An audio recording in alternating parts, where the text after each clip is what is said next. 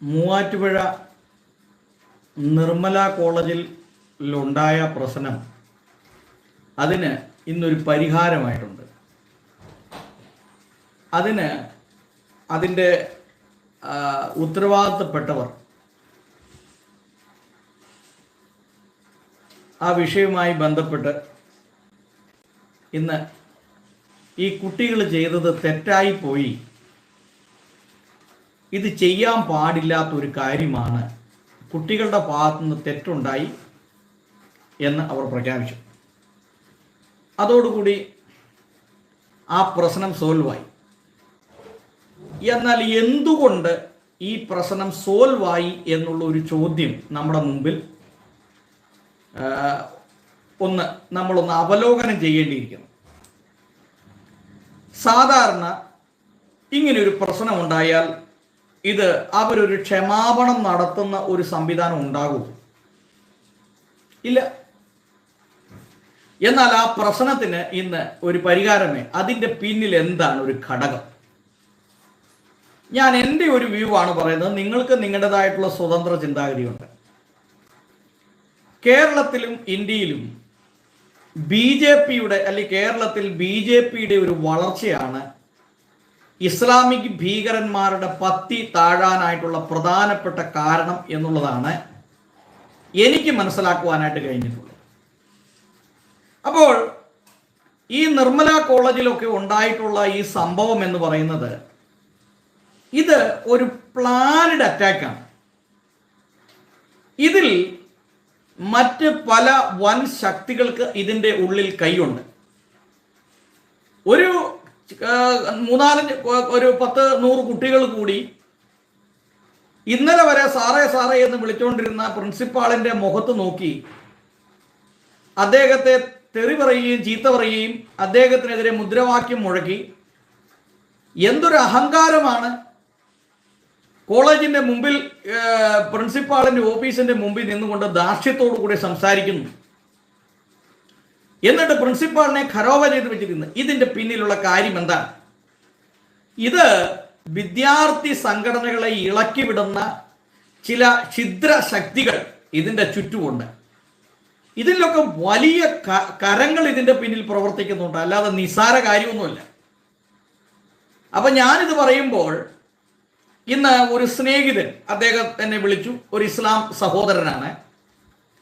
വളരെ മാന്യമായ രീതിയിൽ എന്നോട് അദ്ദേഹം സംസാരിച്ചു. അദ്ദേഹത്തിൻ്റെ പേര് പറയാൻ ഞാൻ ആഗ്രഹിക്കുന്നില്ല.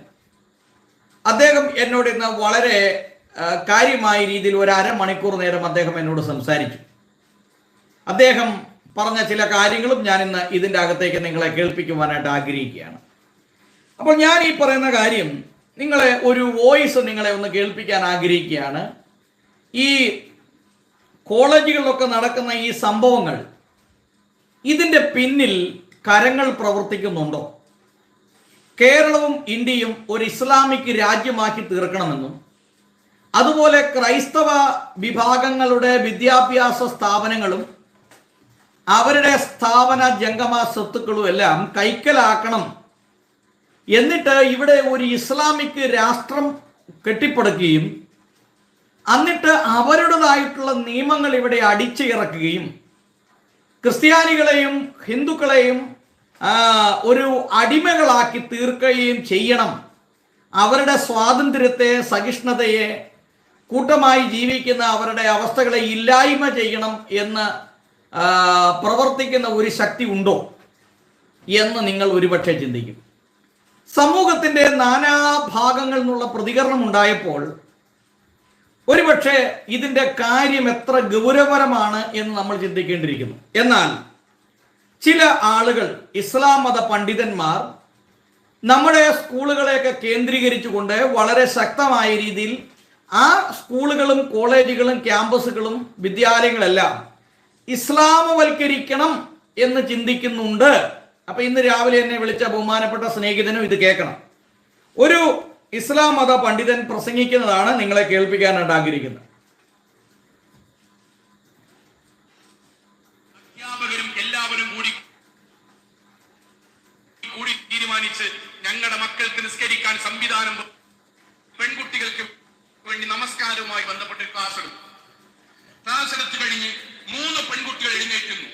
പറഞ്ഞു, സർ ഞങ്ങൾ ഇന്ന് പഠിച്ചുകൊണ്ടിരിക്കുന്ന ഞങ്ങൾ 3 പേര് ഒരു കലാലയത്തിലാണ് പഠിച്ചുകൊണ്ടിരിക്കുന്നത്. ആ 3 പേരും പഠിക്കുന്ന ഞങ്ങളുടെ കലാലയത്തിൽ നിസ്കരിക്കാൻ സൗകര്യമില്ല. അതുകൊണ്ട് തന്നെ ളുഹറും അസറും ഞങ്ങൾ നിസ്കരിക്കില്ല. വീട്ടിൽ വന്നിട്ട് പിന്നെ ഞങ്ങൾ മഗ്‌രിബ് ഇശാക്ക് നിസ്കരിക്കും.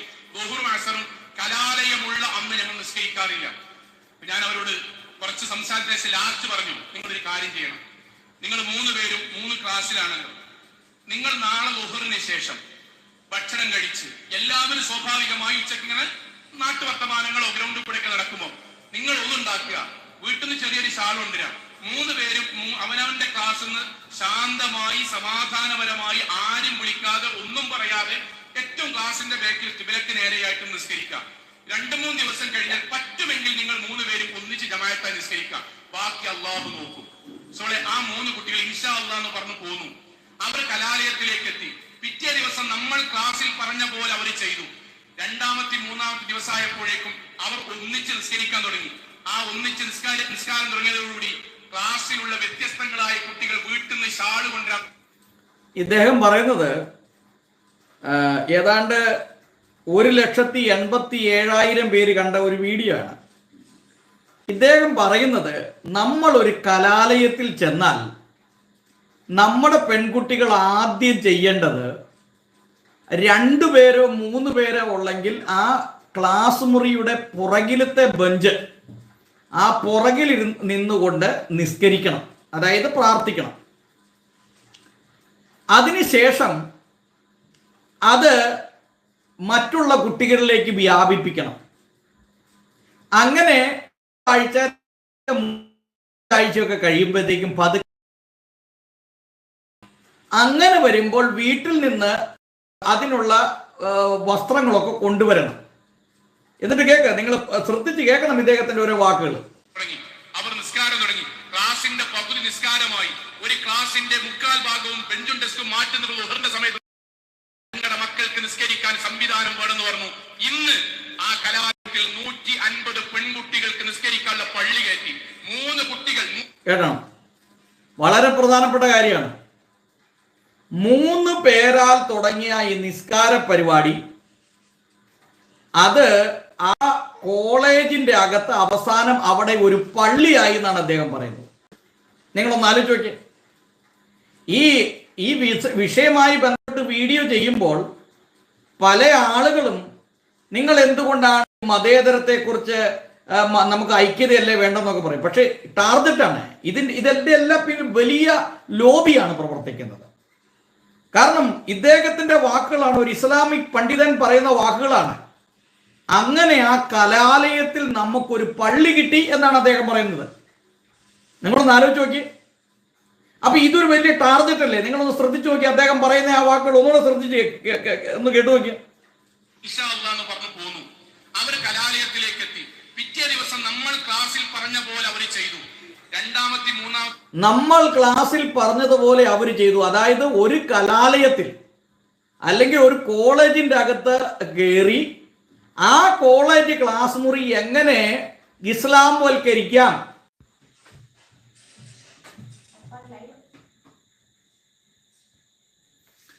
ആ കലാലയത്തിൽ എങ്ങനെ ആ കലാലയത്തെ എങ്ങനെ ഒരു ഇസ്ലാമിക് ഒരു ക്യാമ്പസ് ആക്കി മാറ്റാം. ഒന്ന് ആലോചിച്ച് നോക്കി. ഇവിടെ കറണ്ട് പോയതുകൊണ്ടാണ് ഈ പറഞ്ഞത്. അപ്പൊ എത്ര വലിയ സൂത്രപരമായ രീതിയിൽ ക്രിസ്ത്യൻ ഹിന്ദു മാനേജ്മെന്റിന്റെ കീഴിലുള്ള സ്കൂളിന്റെ അകത്ത് കോളേജിന്റെ അകത്ത് നുഴഞ്ഞു കയറി അവിടെയുള്ള കുട്ടികളെ പ്രലോഭിപ്പിച്ച് അവിടെ ഒരു വർഗീയത കെട്ടിപ്പടുത്ത് എന്നിട്ട് ആ കലാലയം പിന്നീട് അത് ഒരു ഇസ്ലാമിന്റെ അതായത് അവരുടെ ഒരു പള്ളി വെക്കണം. ഇതാണ് ഇതിന്റെ പിന്നിലുള്ള ഒരു ലക്ഷ്യം. അപ്പോൾ ഈ മൂവാറ്റുപുഴ നിർമ്മല കോളേജിൽ നടന്ന ഒരു സംഭവം ഒരു പ്ലാനഡ് സംഭവമാണോ? അതെ. കാരണം എന്താണ്? ക്രൈസ്തവരുടെയും ഹിന്ദുക്കളുടെയും അവരുടെ മാനേജ്മെന്റ് നടത്തുന്ന സ്കൂളുകളിൽ കോളേജുകളിൽ എങ്ങനെ അത് ഇസ്ലാം വൽക്കരിക്കാം എന്നുള്ള ഒരു വലിയ പാഠമാണ് ശരിക്കും പറഞ്ഞാൽ അവർ ഇതിൻ്റെ അകത്ത് നൽകുന്നത്. ഒന്ന് ആലോചിച്ച് നോക്കിക്കേ. അപ്പോൾ വളരെ പ്ലാനഡ് ആയിട്ടുള്ള ഒരു ആക്രമണമാണ് ഈ നാളുകളിൽ ക്രിസ്തീയ സമൂഹത്തിന് നേരെ ഇസ്ലാം മത ഭീകര ചിന്താഗതിയുള്ള ആളുകളിൽ നിന്ന് നേരിടുന്നത്. അപ്പോൾ ഞാനിത് പറയാൻ വന്നത് ഒരു വോയിസ് കേൾപ്പിച്ചുകൊണ്ടാണ്. അദ്ദേഹം പറയുന്ന ആശയം അവസാനം ഇതാണ്: ആ കലാലയത്തിൽ അവസാനം നമുക്കൊരു പള്ളി കിട്ടി, ആ കോളേജിൽ നമുക്ക് ഒരു പള്ളി കിട്ടി എന്നാണ് അവരുടെ അവകാശവാദം.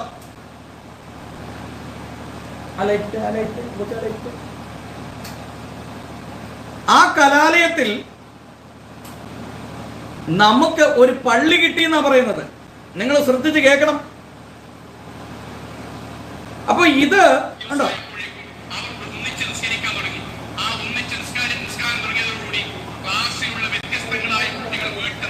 ഇദ്ദേഹം പറയുന്നത് 3 പേരാണ് ആദ്യം തുടങ്ങിയത് ഈ നിസ്കാരം. ആ നിസ്കാരം നിങ്ങൾ പതുക്കെ പുറകില് ഈ ക്ലാസിന്റെ പുറകിൽ പോയി നിന്ന് പതുക്കെ നിസ്കരിക്കണം. അങ്ങനെ വരുമ്പോൾ നിങ്ങളുടെ കൂടെ ആളുകൾ കൂടും. ആളുകൾ കൂടിക്കഴിയുമ്പോൾ ആ ക്ലാസ്സിലുള്ള ബെഞ്ചും ഡെസ്കെല്ലാം മാറ്റിയിട്ടതിന് ശേഷം വീണ്ടും നിസ്കരിക്കണം.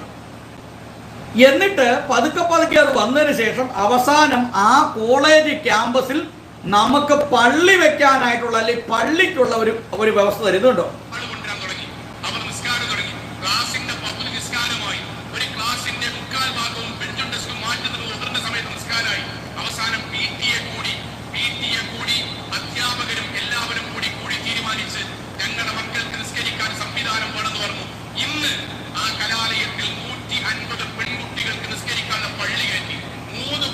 കണ്ടോ, 150 പെൺകുട്ടികൾക്ക് നിസ്കരിക്കാനുള്ള പള്ളി ലഭിച്ചു എന്നാണ് പറഞ്ഞത്.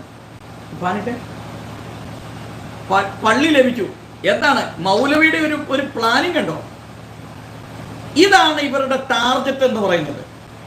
കാരണം 2047 ആകുമ്പോഴത്തേക്കും ഇന്ത്യ ഒരു ഇസ്ലാം രാഷ്ട്രമാക്കണം എന്നുള്ള പോപ്പുലർ ഫ്രണ്ടിന്റെ ഒരു ടാർഗറ്റാണിത്. നമ്മളത് മറന്നു പോകരുത്. നമ്മൾ ക്രിസ്തീയ വിശ്വാസികളെ സംബന്ധിച്ചിടത്തോളം സ്നേഹം, സഹിഷ്ണുത, ആത്മാർത്ഥത, സത്യസന്ധത ഇത് നമ്മൾ ഉൾക്കൊള്ളും. പക്ഷേ അതിൻ്റെ ഇടയിൽ കൂടെ ഇവന്മാര് പാലം വലിക്കുകയാണെന്നും നമ്മുടെ കാലിന്റെ ചോട്ടിലുള്ള മണ്ണ് ഒഴുകിപ്പോവുകയാണെന്നും നമ്മൾ തിരിച്ചറിയുന്നില്ല. അപ്പൊ ഈ മൗലവി എത്ര ക്ലിയർ ആയിട്ടാണ് പറയുന്നത്. ഈ സഹോദരൻ ഒരു ഇസ്ലാമിക് സഹോദരനാണ്. നമുക്ക് എങ്ങനെ ഒരു കലാലയം പിടിച്ചെടുക്കാം, നമുക്ക് ക്രൈസ്തവരുടെയും അല്ലെങ്കിൽ ഹിന്ദുക്കളുടെയും ആ കലാലയത്തിന്റെ ഉള്ളിൽ നമുക്ക് എങ്ങനെ ഒരു പള്ളി പണിയാം, അത് പെൺകുട്ടികൾക്ക് അവരുടെ പള്ളിയിൽ അവർക്ക് പ്രാർത്ഥിക്കാൻ അവസരം കൊടുക്കില്ല. ഇസ്ലാമിനെ സംബന്ധിച്ചിടത്തോളം അവരുടെ മോസ്കുകളിൽ അവർ സ്ത്രീകളെ കയറ്റില്ല. എന്നാൽ അവരത് സ്ത്രീകളെ കയറ്റാതെ ക്രിസ്തീയ മാനേജ്മെന്റിന്റെ, ഹിന്ദു മാനേജ്മെന്റിന്റെ കീഴിലുള്ള സ്ഥാപനങ്ങളിൽ അവരുടെ പെൺകുട്ടികൾക്ക് എങ്ങനെ ഈ സ്ഥാപനത്തിൽ കയറി നിന്നുകൊണ്ട് നമ്മുടെ സ്ഥാപനങ്ങളെ കൈവശമാക്കാം എന്നാണ് ഈ മൗലവി പറഞ്ഞു കൊടുക്കുന്നത്, അല്ലെങ്കിൽ ഈ പണ്ഡിതൻ പറഞ്ഞു കൊടുക്കുന്നത്. ഒന്ന് ആലോചിച്ച് നോക്കിക്കേ. അപ്പോൾ ഇതൊന്നും നമ്മൾ കണ്ടില്ലെന്ന് നടിക്കാൻ പറ്റുമോ? നിങ്ങളൊന്ന് ആലോചിച്ച് നോക്കി. ഇത് പച്ചയായി അദ്ദേഹം വിവരിക്കുന്നതാണ്. 3 പേര് മുഖാന്തരം ഒരു കലാലയം നമുക്ക് എങ്ങനെ പിടിച്ചെടുക്കാം എന്നുള്ളതാണ്. പക്ഷെ അതിനെല്ലാം തടയിട്ടുകൊണ്ട് BJPയുടെ ഒരു വളർച്ച, ഇന്ന് BJPയുടെ ഒരു വളർച്ച ഇന്ത്യയിൽ ഇല്ലായിരുന്നെങ്കിൽ, നിങ്ങൾ പെന്തക്കോസുകാരും മറ്റുള്ളവരും എല്ലാം എന്നെ വിമർശിക്കുക, എനിക്ക് കുഴപ്പമൊന്നുമില്ല എന്നെ. പക്ഷേ BJP എന്ന് പറയുന്ന ഒരു പൊളിറ്റിക്കൽ പാർട്ടിയുടെ വളർച്ച ഈ 10 വർഷം കൊണ്ട് ഈ ഇന്ത്യയിൽ ഉണ്ടായിരുന്നില്ലായിരുന്നെങ്കിൽ ഇന്ന് പല ക്രൈസ്തവ മാനേജ്മെന്റിന്റെയും സ്കൂളുകളും കോളേജുകളും ഇന്ന് ഇസ്ലാം ഭീകരന്മാരുടെ കയ്യിൽ അകപ്പെട്ടു പോകുമായിരുന്നു. അതാണ് ഞാൻ ഈ പറഞ്ഞു വരുന്നത്. അപ്പോൾ ഒരു രീതിയിൽ നമ്മൾ പറയും BJP ഒരു വർഗീയ പാർട്ടിയാണ് എന്ന് പറയുന്നെങ്കിൽ പോലും BJPയുടെ വളർച്ചയാണ് ഇസ്ലാമിക് ഭീകരന്മാരുടെ പത്തി താഴാനുള്ള പ്രധാനപ്പെട്ട കാരണം എന്നുള്ള യാഥാർത്ഥ്യം നമ്മൾ തിരിച്ചറിയുന്നില്ല. അപ്പോൾ ഇത് നമ്മൾ കൃത്യമായി മനസ്സിലാക്കേണ്ട കാര്യമാണ്. സമൂഹത്തിന്റെ നാനാഭാഗങ്ങളിൽ നിന്ന് ഉയർന്ന പ്രതിഷേധമാണ് ശരിക്കും പറഞ്ഞാൽ ഇവർക്ക് മാപ്പ് പറയാനായിട്ട്, ഈ കുട്ടികൾ ചെയ്ത് തെറ്റാണ് എന്ന് പറയാനായിട്ട് ഇടയായിത്തീർന്നു. അപ്പൊ എന്നെ ഇന്ന് രാവിലെ വിളിച്ച ബഹുമാനപ്പെട്ട മുസ്ലിം സഹോദരനോട് ഞാൻ ചോദിക്കുന്നു, നിങ്ങളുടെ ഒരാളല്ലേ ഈ വീഡിയോ ഇറക്കിയിരിക്കുന്നത്, എങ്ങനെ നമുക്കൊരു കലാലയം പിടിച്ചെടുക്കാം എന്നല്ലേ അദ്ദേഹം പറയുന്നത്? അവിടെ മറ്റുള്ളവരുടെ കലാലയത്തിൽ, സ്ഥാപനത്തിൽ നമുക്ക് എങ്ങനെ ഒരു പള്ളി സ്ഥാപിക്കാം എന്നല്ലേ അദ്ദേഹം പറയുന്നത്? ബഹുമാനപ്പെട്ട എന്റെ മുസ്ലിം സ്നേഹിതനോട് ഞാൻ ചോദിക്കാൻ ആഗ്രഹിക്കുകയാണ്. താങ്കൾ എന്നെ രാവിലെ വിളിച്ച് കുറച്ചു നേരം സംസാരിച്ചല്ലോ, താങ്കളോടാണ് ഞാൻ ചോദിക്കുന്ന സഹോദര, ഇതിനെന്താണ് നിങ്ങൾക്ക് മറുപടി പറയാനുള്ളത്? ഒന്ന് ആലോചിച്ച് നോക്കി.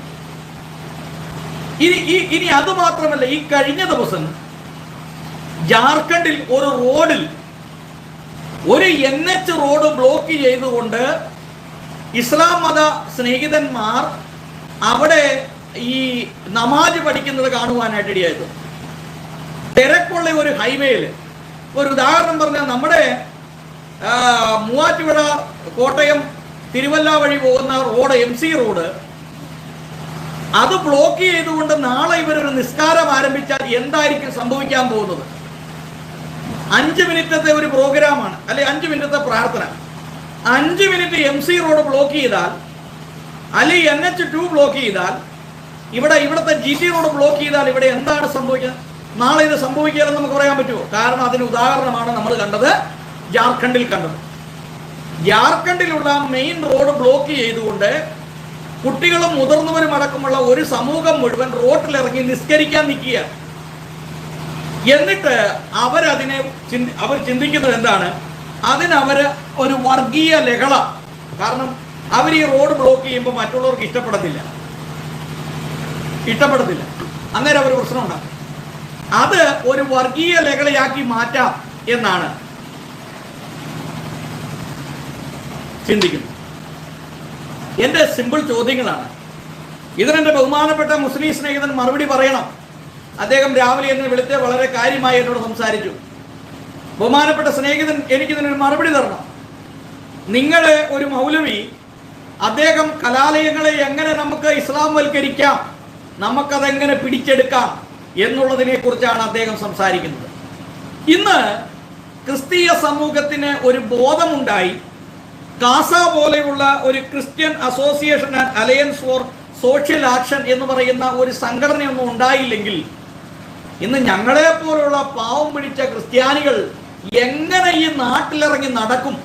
നിങ്ങളെ ഭയപ്പെട്ടിട്ട് ഒന്ന് ആലോചിച്ച് നോക്കിക്കേ. പെരുമ്പാവൂർ ടൗണിൽ പോയി നിൽക്കാൻ ഭയമാണ്, അതുപോലെ ഈരാറ്റുപേട്ട ടൗണിൽ പോയി നിൽക്കാൻ ഭയമാണ്. കാരണം എന്താ? ഏത് സമയത്താണ് ഈ ഇസ്ലാമിക് ഭീകരന്മാരുടെ ആക്രമണം ഉണ്ടാകുന്നെന്ന് പറയാൻ പറ്റത്തില്ല.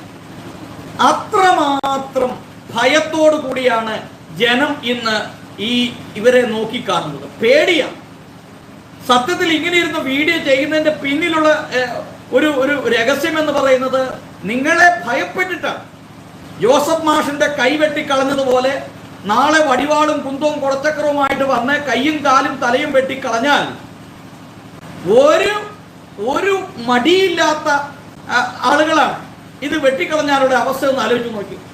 കാരണം നിങ്ങളുടെ ഈ ഭീകരവാദത്തെ ഭയപ്പെട്ടിട്ട്, ഒരപ്പന് 2 മക്കളുണ്ട്, അല്ലെങ്കിൽ 2 പെൺമക്കളുണ്ട്, അവരെ പേടിച്ചിട്ട് ഒന്നെങ്കിൽ നിങ്ങൾ ആ പെൺകുട്ടികളെ ലവ് ജിഹാദ് എന്ന പേരിൽ അടിച്ചോണ്ട് പോകും, മറ്റുള്ള കുട്ടികളെ നിങ്ങൾ ഉപദ്രവിക്കും. ഒരു ഗതിയുമില്ലാത്തതുകൊണ്ട്, ഒരു നിവൃത്തിയുമില്ലാത്തതുകൊണ്ട് കൈകൂപ്പിയാണ് നിങ്ങളുടെ മുമ്പിൽ നിൽക്കുന്നത്.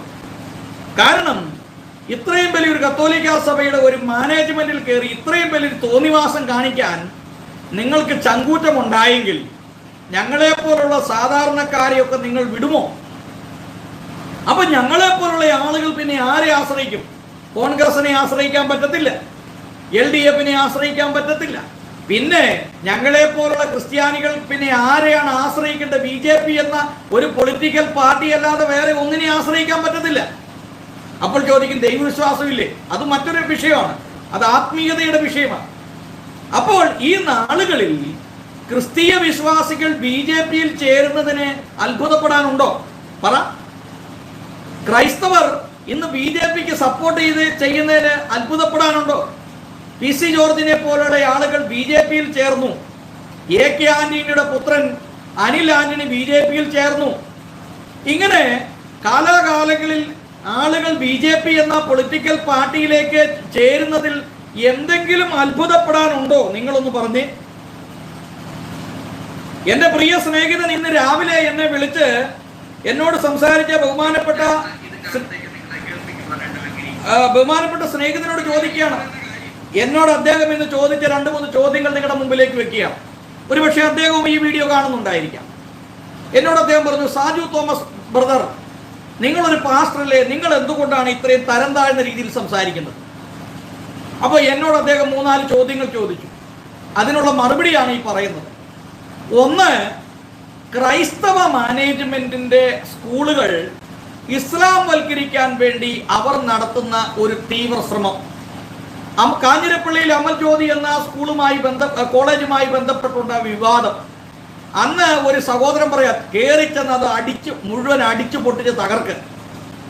നന്നായി നടക്കുന്ന വിദ്യാലയങ്ങളെയും വിദ്യാഭ്യാസ സ്ഥാപനങ്ങളെയും അസൂയയോടെയും കുശുമ്പോടുകൂടെ നോക്കുന്ന ഒരു സമീപനം ഇത് മാറ്റിയെടുക്കണം.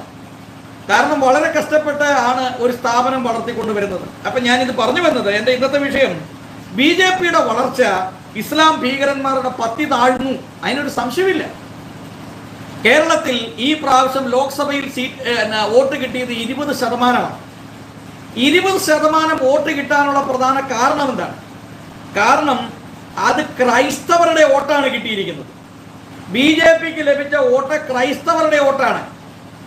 തൃശ്ശൂരിൽ സുരേഷ് ഗോപി ജയിച്ചത് ക്രൈസ്തവരുടെ വോട്ട് കൊണ്ടാണ്. എന്ന് പറഞ്ഞാൽ ഇത്രയും നാളും കോൺഗ്രസിനും ഇടതുപക്ഷത്തിനും ആളുകൾ ചെയ്ത വോട്ടുകൾ അതിനെ ക്രൈസ്തവർ എന്ത് ചെയ്തു? BJPക്ക് ചെയ്തു. ഇതാണ് സംഭവിച്ചത്. ഇനിയും വരുന്ന നിയമസഭാ തെരഞ്ഞെടുപ്പിൽ BJPക്ക് ഒരു നല്ല സംഖ്യ സീറ്റ് കിട്ടും. അതിനൊരു ഉദാഹരണമാണ് ഈ തവണ ഇന്ന് ഒരു തെരഞ്ഞെടുപ്പിൽ, യൂണിവേഴ്സിറ്റിയുമായി ബന്ധപ്പെട്ട ഒരു തെരഞ്ഞെടുപ്പിൽ അതിൽ 2 സീറ്റ് BJPക്ക് കിട്ടി എന്ന് നമ്മൾ കാണുവാനായിട്ട് ഇടയായിട്ടുണ്ട്. അതിൻ്റെ കാരണം എന്താ? 6 സീറ്റ് ഇടതുപക്ഷത്തിനും കോൺഗ്രസിനും ഒന്നും കിട്ടിയില്ല. 2 എണ്ണം BJPക്ക് കിട്ടി. എന്താണ് അതിൻ്റെ പിന്നിലെ കാരണം? ഇപ്പൊ കേരളത്തിൽ BJP വളരുന്നു എന്നുള്ളതാണ്. ഒരുപക്ഷെ ഇനി വരുന്ന നിയമസഭാ തെരഞ്ഞെടുപ്പിൽ ഒരുപക്ഷെ BJPയുടെ ഒരു ഭരണം തന്നെ ഉണ്ടാകാൻ സാധ്യതയുണ്ട്. കാരണം ക്രൈസ്തവർ മുഴുവൻ, ഏതാണ്ട് ഭൂരിഭാഗം ക്രൈസ്തവരും കോൺഗ്രസിനോടും ഇടതുപക്ഷത്തോടും ഒരു താല്പര്യമില്ലാത്ത സമീപനമാണ് സ്വീകരിക്കുന്നത്. കാരണം എന്താണ്? അവർ ആവശ്യമില്ലാതെ ഈ ഇസ്ലാം മതത്തിനുള്ള ഒരു പ്രീണനമാണ്, ക്രൈസ്തവരോട് കാണിക്കുന്ന ഒരു അവജ്ഞ. ക്രൈസ്തവരെ അവർ താറടിച്ച് കാണിക്കുന്നു. ക്രൈസ്തവർക്ക് നേരിടുന്ന പ്രശ്നങ്ങളെ ചോദ്യം ചെയ്യാൻ, അതിനെക്കുറിച്ച് സംസാരിക്കുവാൻ സർക്കാരിന് താല്പര്യമില്ല. ക്രൈസ്തവരുടെ മേളിൽ എങ്ങനെയെങ്കിലും കുതിര കയറുക എന്നുള്ള ഒറ്റ ലക്ഷ്യമാണ് ഇവർ ഇതിൻ്റെ അകത്ത് ലക്ഷ്യമിടുന്നത്.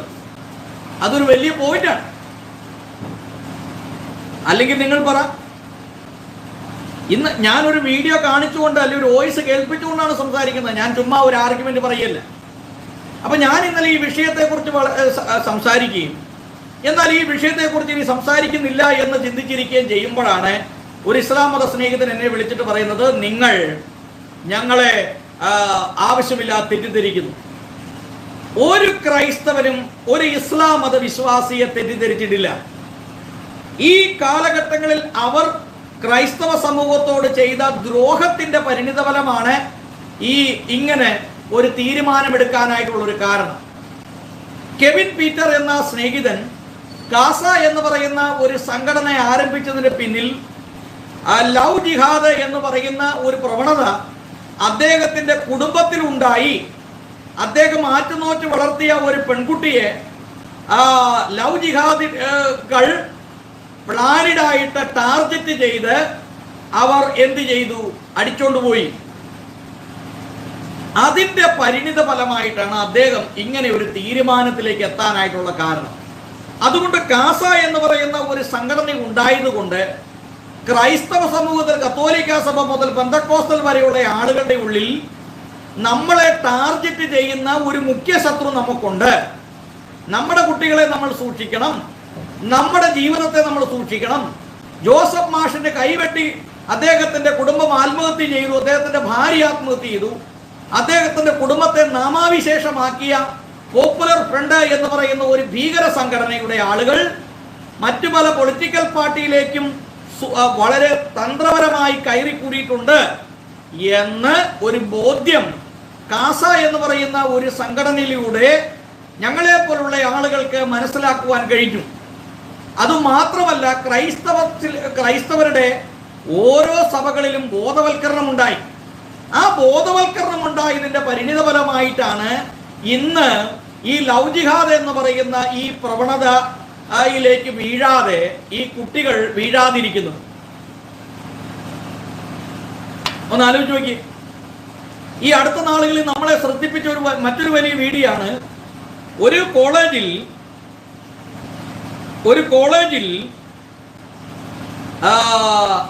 പെൺകുട്ടികളെ തട്ടമണിയിക്കുന്ന ഒരു രംഗം. അവരുടെ പൊട്ടെടുത്ത് കളഞ്ഞ്, ഹിന്ദുക്കളായിട്ടുള്ള കുട്ടികളുടെ അവരുടെ പൊട്ടെടുത്ത് കളഞ്ഞ്, ക്രിസ്ത്യാനികളായ കുട്ടികളുടെ അവർ ധരിച്ചിരിക്കുന്ന വസ്ത്രമൊക്കെ മാറ്റി അവരെ ഒരു ഇസ്ലാമാക്കി ചിത്രീകരിക്കുന്ന ഒരു വീഡിയോ സമൂഹ മാധ്യമങ്ങളിൽ വളരെയധികം വ്യാപിച്ചു. ഇതൊരു ടാർഗറ്റാണ്. ഇതിന്റെ പിന്നിലുള്ള ഒരു വലിയ ലോബി പ്രവർത്തിക്കുന്നുണ്ട്. 2047 ആകുമ്പോഴത്തേക്കും ഇന്ത്യ ഒരു ഇസ്ലാമിക് രാജ്യമാക്കി തീർക്കണം, ഇസ്ലാമിക് ഭീകരന്മാരുടെ ഒരു തേർവാഴ്ച ഇവിടെ നടത്തണം, മറ്റുള്ളവരെ അടിമകളാക്കി കൊണ്ടുപോകണം എന്ന് ചിന്തിക്കുന്ന ഒരു വലിയ ചിന്താഗതി ഇതിന്റെ പിന്നിലുണ്ട്. എൻ്റെ പ്രിയ സ്നേഹിതൻ, മുസ്ലിം സ്നേഹിതനോട് ഞാൻ ചോദിക്കാൻ ആഗ്രഹിക്കുന്നു. നിങ്ങൾ പറയുന്നു ഞങ്ങൾ നിങ്ങളുടെ സമൂഹത്തെ ടാർഗറ്റ് ചെയ്യുന്നു. അല്ല, ഞങ്ങളുടെ നിലനിൽപ്പ്, ഞങ്ങളുടെ ജീവന് വേണ്ടിയാണ് ഞങ്ങളിത് ചെയ്യുന്നത്.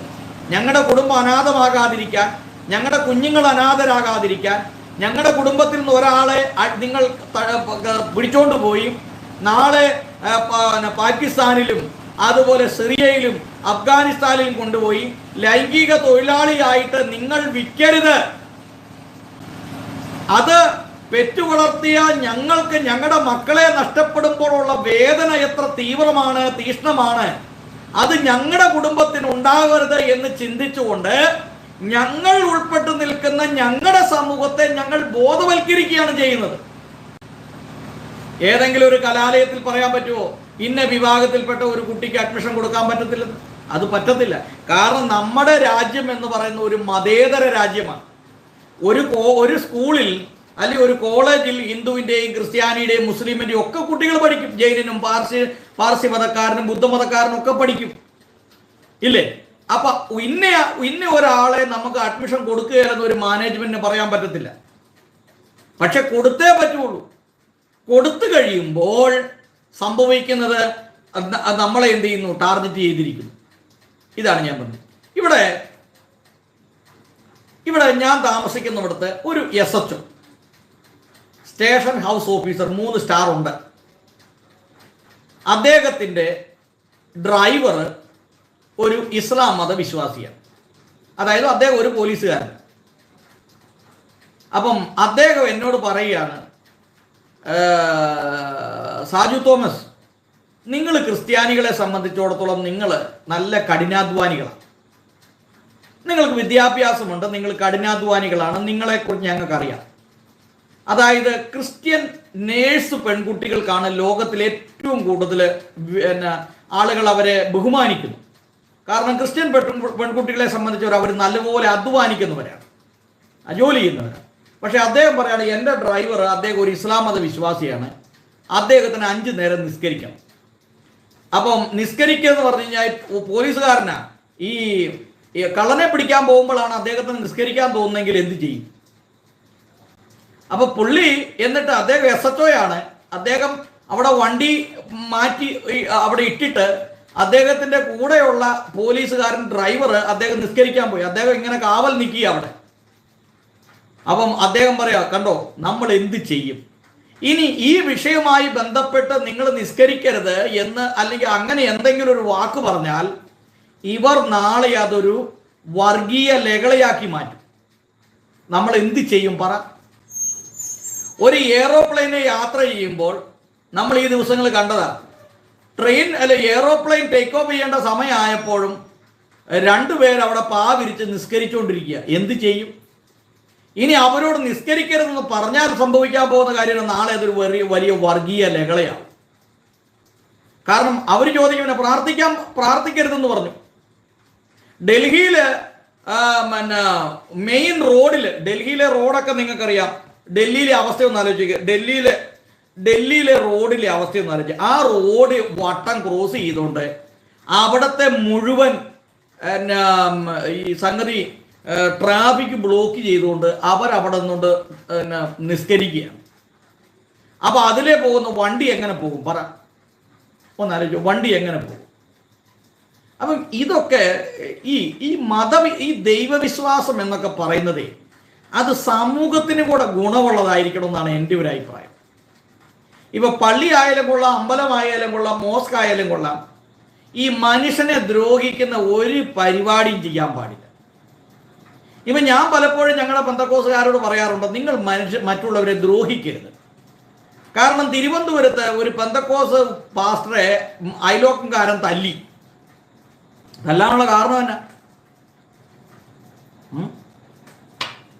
അപ്പൊ പെട്ടെന്ന് തന്നെ വലിയ പ്രശ്നമൊക്കെ ഉണ്ടാക്കി ആളുകൾ വലിയ പ്രശ്നം സൃഷ്ടിച്ച് വന്നു കഴിഞ്ഞപ്പോ സംഭവം എന്നാ, ഇങ്ങനെ രാവിലെ തൊട്ട് വൈകുന്നേരം വരെ അയലോക്കംകാരന് ശല്യമായിട്ട് മൈക്ക് കെട്ടി വെച്ച് ഭയങ്കര പ്രാർത്ഥനയാണ്. എൻ്റെ സഹോദര, അവർക്ക് കുടുംബമുണ്ട്, കുഞ്ഞുങ്ങളുണ്ട്, കൊച്ചുകുട്ടികളുണ്ട്, പിള്ളേർ കിടന്നുറങ്ങണം, പിള്ളേർക്ക് പഠിക്കണം. ഇത് വേണ്ടേ? അതിന് പകരം കൊണ്ട് അവൻ്റെ വീട്ടിലേക്ക് തിരിച്ചു വെച്ചിട്ട് മൈക്ക് കെട്ടി വെച്ച് പ്രസംഗിക്കാൻ തുടങ്ങിയുള്ള അവസ്ഥ ഒന്ന് ആലോചിക്കുക. ഈ മതങ്ങൾ എന്ന് പറയുന്നത് മതം മനുഷ്യന്റെ നന്മയ്ക്ക് വേണ്ടി ആയിരിക്കണം, അല്ലാതെ മറ്റുള്ളവരെ ദ്രോഹിക്കാൻ വേണ്ടി ആയിരിക്കരുത്. ഒന്ന് ആലോചിച്ച് വയ്ക്കാം. രാവിലെ നമ്മൾ മര്യാദയ്ക്ക് കിടന്നുറങ്ങുമ്പോഴാണ് പള്ളിയിൽ നിന്ന് ഈ ബേളം കേൾക്കുന്നത്. അതൊന്നെങ്കിൽ പള്ളിമണിയായിരിക്കും, അല്ലെങ്കിൽ മറ്റ് പല പരിപാടികൾ. എന്തിനാണ് ഇതിൻ്റെയൊക്കെ ആവശ്യം? ജനത്തെ ദ്രോഹിക്കുകയല്ലേ ഇതെല്ലാം വാസ്തവത്തിൽ ചെയ്യുന്നത്. ഞാൻ എപ്പോഴും ഇസ്ലാമിക് സഹോദരന്മാരോട് ചോദിക്കുന്ന ഒരു ചോദ്യമുണ്ട്. അവർ വന്നിട്ട് നമ്മളോട് വന്നിട്ട് പറയും, അസ്സലാം അലൈക്കും. സഹോദരൻ, ഞാനൊരു ക്രിസ്ത്യാനിയാണ്, നിങ്ങൾ എന്തിനാണ് എന്നോട് വന്ന് അസ്സലാം അലൈക്കും പറയുന്നത്? എൻ്റെ ഒരു ചോദ്യമാണ്, സിമ്പിൾ ചോദ്യമാണ്. എൻ്റെ പ്രിയ സ്നേഹിതൻ, ഇന്ന് എന്നെ വിളിച്ച സ്നേഹിതൻ മറുപടി പറയണം. ഞാൻ വല്ലയിടത്തും മര്യാദയ്ക്കിരിക്കുകയാണ്, എൻ്റെ അടുത്ത് വന്നിട്ട് അസ്സലാം അലൈക്കും എന്ന് നിങ്ങൾ പറയേണ്ട ആവശ്യമുണ്ടോ? ഇനി ഞാൻ അതിനെ തിരിച്ച് വാലൈക്കും അസ്സലാം എന്ന് പറഞ്ഞില്ലെങ്കിൽ നിങ്ങൾ പ്രകോപിതരാകും, ഇല്ലേ? എന്നോട് എന്തിനാ ഇത് പറയുന്നേ? ഞാനൊരു ക്രിസ്ത്യാനിയെ എൻ്റെ മുമ്പിൽ വന്ന് ജയ് ശ്രീരാം എന്ന് പറഞ്ഞ് എന്നോട് ഇത് പറയേണ്ട ആവശ്യമുണ്ടോ? ഞാനൊരു സിമ്പിൾ ചോദ്യമാണ്, ഇതൊരു കോമൺ ചോദ്യമാണ് ഞാൻ ചോദിക്കുന്നത്. ഞാനിപ്പം നിങ്ങളുടെ മുമ്പിൽ വന്നിട്ട് ഒരു മുസ്ലിമിൻ്റെ അടുത്ത് നിന്ന് പ്രൈസ് ദി ലോർഡ്, സ്തോത്രം, ഹല്ലേലൂയ എന്ന് ഞാൻ പറഞ്ഞാൽ നിങ്ങൾക്ക് ഇഷ്ടപ്പെടുമോ? ഞാൻ ഓടി വന്നിട്ട് ഒരു മുസ്ലിം സഹോദരനെ പിടിച്ചിട്ട് അദ്ദേഹത്തിന്റെ കയ്യെ പിടിച്ചൊരു കുലുക്കുരിക്കട്ടോ, ഹല്ലേലൂയ, സ്തോത്രം, പ്രൈസ് ദി ലോർഡ് എന്ന് ഞാൻ പറഞ്ഞാൽ നിങ്ങളുടെ ഒരു പ്രതികരണം എന്തായിരിക്കും? എൻ്റെ ഒരു സിമ്പിൾ ചോദ്യം ഞാൻ ചോദിക്കുന്നത്, നിങ്ങളുടെ പ്രതികരണം എന്തായിരിക്കും? ഞാൻ ചോദിക്കുന്നത്, എൻ്റെ അടുത്ത് വന്ന് എന്തിനാ നിങ്ങൾ ഈ അസ്സലാം അലൈക്കും എന്തിനാ പറയുന്നത്? നിങ്ങൾക്ക് ഗുഡ് മോർണിംഗോ ഗുഡ് ആഫ്റ്റർനൂണോ ഗുഡ് ഈവനിങ്ങോ അത് നിങ്ങളുടെ ആളുകളോട് നിങ്ങൾക്ക് എന്ത് വേണമെങ്കിലും പറയാം. ഇപ്പം ഞങ്ങളുടെ ആളുകൾ വിളിക്കുമ്പോൾ, ഇപ്പം TPM സഭക്കാർ വിളിക്കുമ്പോൾ സ്തോത്രം എന്ന് പറയും, മറ്റുള്ളവർ വിളിക്കുമ്പോൾ പ്രൈസ് ദി ലോർഡ് എന്ന് പറയും. ചില ആളുകൾ എന്നെ വിളിക്കുന്നവരോടൊന്നും ഞാൻ സ്തോത്രം പ്രൈസ് ദി ലോർഡ് ഒന്നും പറയാറില്ല. അപ്പം എനിക്ക് അദ്ദേഹം ഒരു ക്രിസ്ത്യാനിയാണെന്ന് അല്ലെങ്കിൽ ഒരു വിശ്വാസിയാണെന്ന് ബോധ്യപ്പെട്ടാലേ ഞാനത് പറയാറുള്ളൂ. അല്ലാതെ ഞാൻ പറയുന്ന പ്രൈസ് ദി ലോർഡ് അവൻ എന്തിനു കേൾക്കണം? അവൻ പറയുന്ന അസ്സലാം അലൈക്കും ഞാൻ എന്തിനു കേൾക്കണം? എൻ്റെ ഒരു ചോദ്യമാണ്. അപ്പം ഇതൊക്കെ ഞാൻ പറയുന്നത് മറ്റുള്ളവരുടെ ഒരു കടന്നുകയറ്റമല്ലേ ചെയ്യുന്നത്. ഇപ്പം നമ്മൾ പലരും ചെയ്യുന്നത് മറ്റുള്ളവരെ ദ്രോഹിക്കുന്ന പരിപാടിയാണ് ചെയ്യുന്നത്. ഇത് ചെയ്യാൻ പാടില്ലെന്നാണ് ഞാൻ ഈ പറഞ്ഞത്. നിങ്ങൾക്ക് പ്രാർത്ഥിക്കണമെന്നുണ്ടെങ്കിൽ നിങ്ങൾക്ക് നിങ്ങളുടെ വീട്ടിൽ ഇരുന്ന് പ്രാർത്ഥിക്കാം, അല്ലെങ്കിൽ നിങ്ങൾക്ക് നിങ്ങളുടെ പള്ളിയിൽ പോയിരുന്ന് പ്രാർത്ഥിക്കാം. ഇത് മറ്റൊരുത്തൻ നിങ്ങളുടെ പ്രാർത്ഥന. ഇപ്പം കോതമംഗലത്ത്, ഇപ്പം ഞാൻ ഇന്ന് ഒരു ന്യൂസ് കേട്ട, കോതമംഗലത്ത് ഒരു യാക്കോബായ സഭയുടെ ഒരു ആശുപത്രിയുണ്ട്. അപ്പൊ അവിടെ ജോലി ചെയ്യുന്ന പലരും പറഞ്ഞു, ഞങ്ങൾക്ക് ഇവിടെ നിസ്കരിക്കാൻ ഒരു മുറി തരണം. അപ്പൊ അങ്ങനെ ഒരു മുറി അനുവദിച്ചു കൊടുത്തു. മുറി അനുവദിച്ചു കൊടുത്തു കഴിഞ്ഞപ്പോൾ അത് അതിലും വലിയ പ്രശ്നമായി. ഇത് കൊടുത്തില്ലെങ്കിൽ ഒരു പ്രശ്നവുമില്ല, കൊടുത്തു കഴിഞ്ഞപ്പോൾ അത് അതിലും വലിയ പ്രശ്നമായി. അവസാനം അതൊരു വലിയ പ്രശ്നത്തിന് കാരണമായി. അപ്പൊ ഈ ദൈവവിശ്വാസം, നമ്മുടെയൊക്കെ ദൈവം എന്ന് പറയുന്നത് ഇത്രയ്ക്ക് ഒരു നാടൻ ഭാഷയിൽ പറഞ്ഞ ഈ ദൈവം എന്ന് പറയുന്നതിനെ കുറിച്ച് എന്താ മനുഷ്യൻ മനസ്സിലാക്കിയിരിക്കുന്നത്? രാവിലെ തൊട്ട് വൈകുന്നേരം വരെ ദൈവം പ്രാർത്ഥിച്ചുകൊണ്ടിരിക്കാത്തവന്റെ പെടലേക്ക് പിടിച്ച് തത്തിച്ചു വിടുന്ന ഒരു ദൈവത്തെ കുറിച്ചാണോ നിങ്ങൾ മനസ്സിലാക്കിയിരിക്കുന്നത്? അതിനൊരു ഉദാഹരണം പറയാം. ഹിന്ദു മതത്തിൽ നിന്ന് ഒരു ഉദാഹരണം പറയാം. ഇതെല്ലാം പറയുമ്പോൾ പറയണമല്ലോ. ഹിന്ദു മതത്തിൽ ഒരിക്കൽ ഇത് ഒരു സംഭവമാട്ടോ. നിങ്ങൾ നാളെ പറയുന്നത് സാജു തോമസ് ഒരു പാസ്റ്റർ ഇരുന്ന് ഇങ്ങനെ പറഞ്ഞു പറയുന്നത്. അതായത് ഒരിക്കൽ നാരദൻ എന്ന് പറയുന്ന ഒരു ആള്, നാരദൻ എന്ന് പറയുന്നത് ശരിക്കും പറഞ്ഞാൽ അദ്ദേഹം, നമ്മൾ ഈ നാരദൻ എന്ന് പറയാം, അവനൊരു നാരദനാന്ന് പറഞ്ഞാൽ ഇവിടെ നടക്കുന്ന കാര്യം അവിടെ ചെന്ന് പറയും, അവിടെ പറയുന്ന കാര്യം ഇവിടെ പറയും. ശരിക്കും ഈ നാരദൻ എന്ന് പറയുന്ന അങ്ങനെ ഒരു അർത്ഥത്തിലല്ല. അന്നത്തെ കാലത്ത് ഈ വാർത്താ മാധ്യമങ്ങളൊന്നും ഇല്ലാത്ത സ്ഥലത്ത് ഇവിടത്തെ ഒരു പ്രശ്നം, ഒരു ന്യൂസ് അവിടെ ചെന്ന് പറയുകയും അവിടുത്തെ ന്യൂസ് ഇങ്ങോട്ട് പറയുകയും ചെയ്യുന്ന ഒരു സ്വഭാവം. അല്ലാതെ നമ്മൾ പറയില്ല അവനൊരു നാരദന്റെ സ്വഭാവം എന്ന് പറഞ്ഞാൽ അവിടെ ഇവിടെ ചെന്ന് പറയാം. അതല്ല ഈ നാരദൻ എന്ന കക്ഷിയെ കുറിച്ച് ഉദ്ദേശിക്കുന്നത്. നമുക്ക് പലപ്പോഴും നമ്മൾ ഈ നാരദനെ തെറ്റിദ്ധരിച്ചിരിക്കാം. വാസ്തവത്തിൽ നാരദൻ എന്ന് പറയുന്ന ഒരു കഥാപാത്രം ഒരു നല്ല കഥാപാത്രമാണ്. എന്താണെന്ന് ചോദിച്ചു കഴിഞ്ഞാൽ അദ്ദേഹം ഓരോ ന്യൂസുകൾ മറ്റുള്ള സ്ഥലത്ത് എന്ന് പറയുക. ഈ നാരദൻ ഒരിക്കൽ ചെന്നിട്ട് പറഞ്ഞു, ഞാനാണ് ഈ മഹാവിഷ്ണുവിൻ്റെ അടുത്ത് ചെന്നിട്ട് പറഞ്ഞു, ഞാനാണ് അങ്ങയെ ഏറ്റവും കൂടുതൽ പൂജിക്കുന്നത്. അപ്പം ചോദിക്കും അതെന്താ കാരണം? ഞാൻ എപ്പോഴും നാരായണ നാരായണ എന്ന് പറഞ്ഞുകൊണ്ടാണ് നടക്കുന്നത്. അപ്പൊ അതുകൊണ്ട് ഞാനാണ് ഏറ്റവും കൂടുതൽ പൂജിക്കുന്നത്. അപ്പോൾ അദ്ദേഹം പറഞ്ഞു, അല്ല, നീ അല്ല, ഞാൻ വേറൊരാളെ കാണിച്ചു തരാം. അങ്ങനെ ഈ നാരദനെ കൂട്ടിക്കൊണ്ടു പോയി ഒരു കർഷകനെ കാണിച്ചു കൊടുക്കുകയാണ്. ഈ കർഷകൻ രാവിലെ ഇവൻ കൃഷിക്കിറങ്ങുമ്പോൾ ഇവൻ ഒരു വാക്ക് പ്രാർത്ഥിക്കും, ദൈവമേ ഇന്നത്തെ എൻ്റെ കൃഷി കാര്യങ്ങളൊക്കെ ഒന്ന് നന്നാക്കി നടത്തണമേ. എന്നിട്ട് അദ്ദേഹത്തിന്റെ ജോലി കഴിഞ്ഞ് കയറുമ്പോഴും അദ്ദേഹം ഒന്ന് പ്രാർത്ഥിക്കും. അപ്പോൾ ഒരു ദിവസം 2 നേരം പ്രാർത്ഥിക്കും. അപ്പൊ ഈ നാരദൻ പറഞ്ഞു, അയ്യോ, ഇവൻ 2 നേരമല്ലേ പ്രാർത്ഥിക്കുന്നുള്ളൂ, എന്നെ നോക്കൂ, ഞാൻ എപ്പോഴും നാരായണ നാരായണ എന്ന് പറഞ്ഞുകൊണ്ട് പ്രാർത്ഥിച്ചു നടക്കുന്നു. അപ്പോൾ ഈ മഹാവിഷ്ണു ചെയ്തു എന്നാണ് പറയപ്പെടുന്നത്. ഇതിൽ നിന്ന് വായിക്കുമ്പോൾ മനസ്സിലാകുന്നതാണ്. അദ്ദേഹം പറഞ്ഞു, നീ ഭൂമി ഒന്ന് ചുറ്റിയിട്ട് വരണം. നിന്റെ തലയിൽ ഞാൻ ഒരു കുടം വെള്ളം വെക്കുകയാണ്. ഒരു കുടം വെള്ളം, ഒരു കുടം എടുത്ത് അവന്റെ തലയിൽ വെച്ചിട്ട് പറഞ്ഞു, ഈ വെള്ളം തുളുമ്പി പോകാൻ പാടില്ല എന്ന് പറഞ്ഞാൽ ഈ വെള്ളം താഴെ പോകരുത്, കുടം താഴെ പോകരുത്, നീ ഈ ഉലകം ഒന്ന് ചുറ്റിയിട്ട് വരാൻ പറഞ്ഞു. അപ്പം നാരദൻ പറഞ്ഞു ശരി എന്ന് പറഞ്ഞു. ഇദ്ദേഹം ഈ നാരദൻ ഈ ഉലകം ചുറ്റാൻ പോയി. ഉലകം ചുറ്റാൻ പോയിട്ട് തിരിച്ചു വന്നപ്പോൾ മഹാവിഷ്ണു ചോദിക്കുകയാണ്, ഈ പോയ വഴിക്ക് നീ എത്ര പ്രാവശ്യം എന്നെ ഓർത്തു? ചോദ്യമാണ്. സംഗതി പണി പാളിയോ? അദ്ദേഹം പറഞ്ഞു, നീ എത്ര പ്രാവശ്യം എന്നെ നാരായണ നാരായണ എന്ന് വിളിച്ചു? ചോദ്യമാണ്.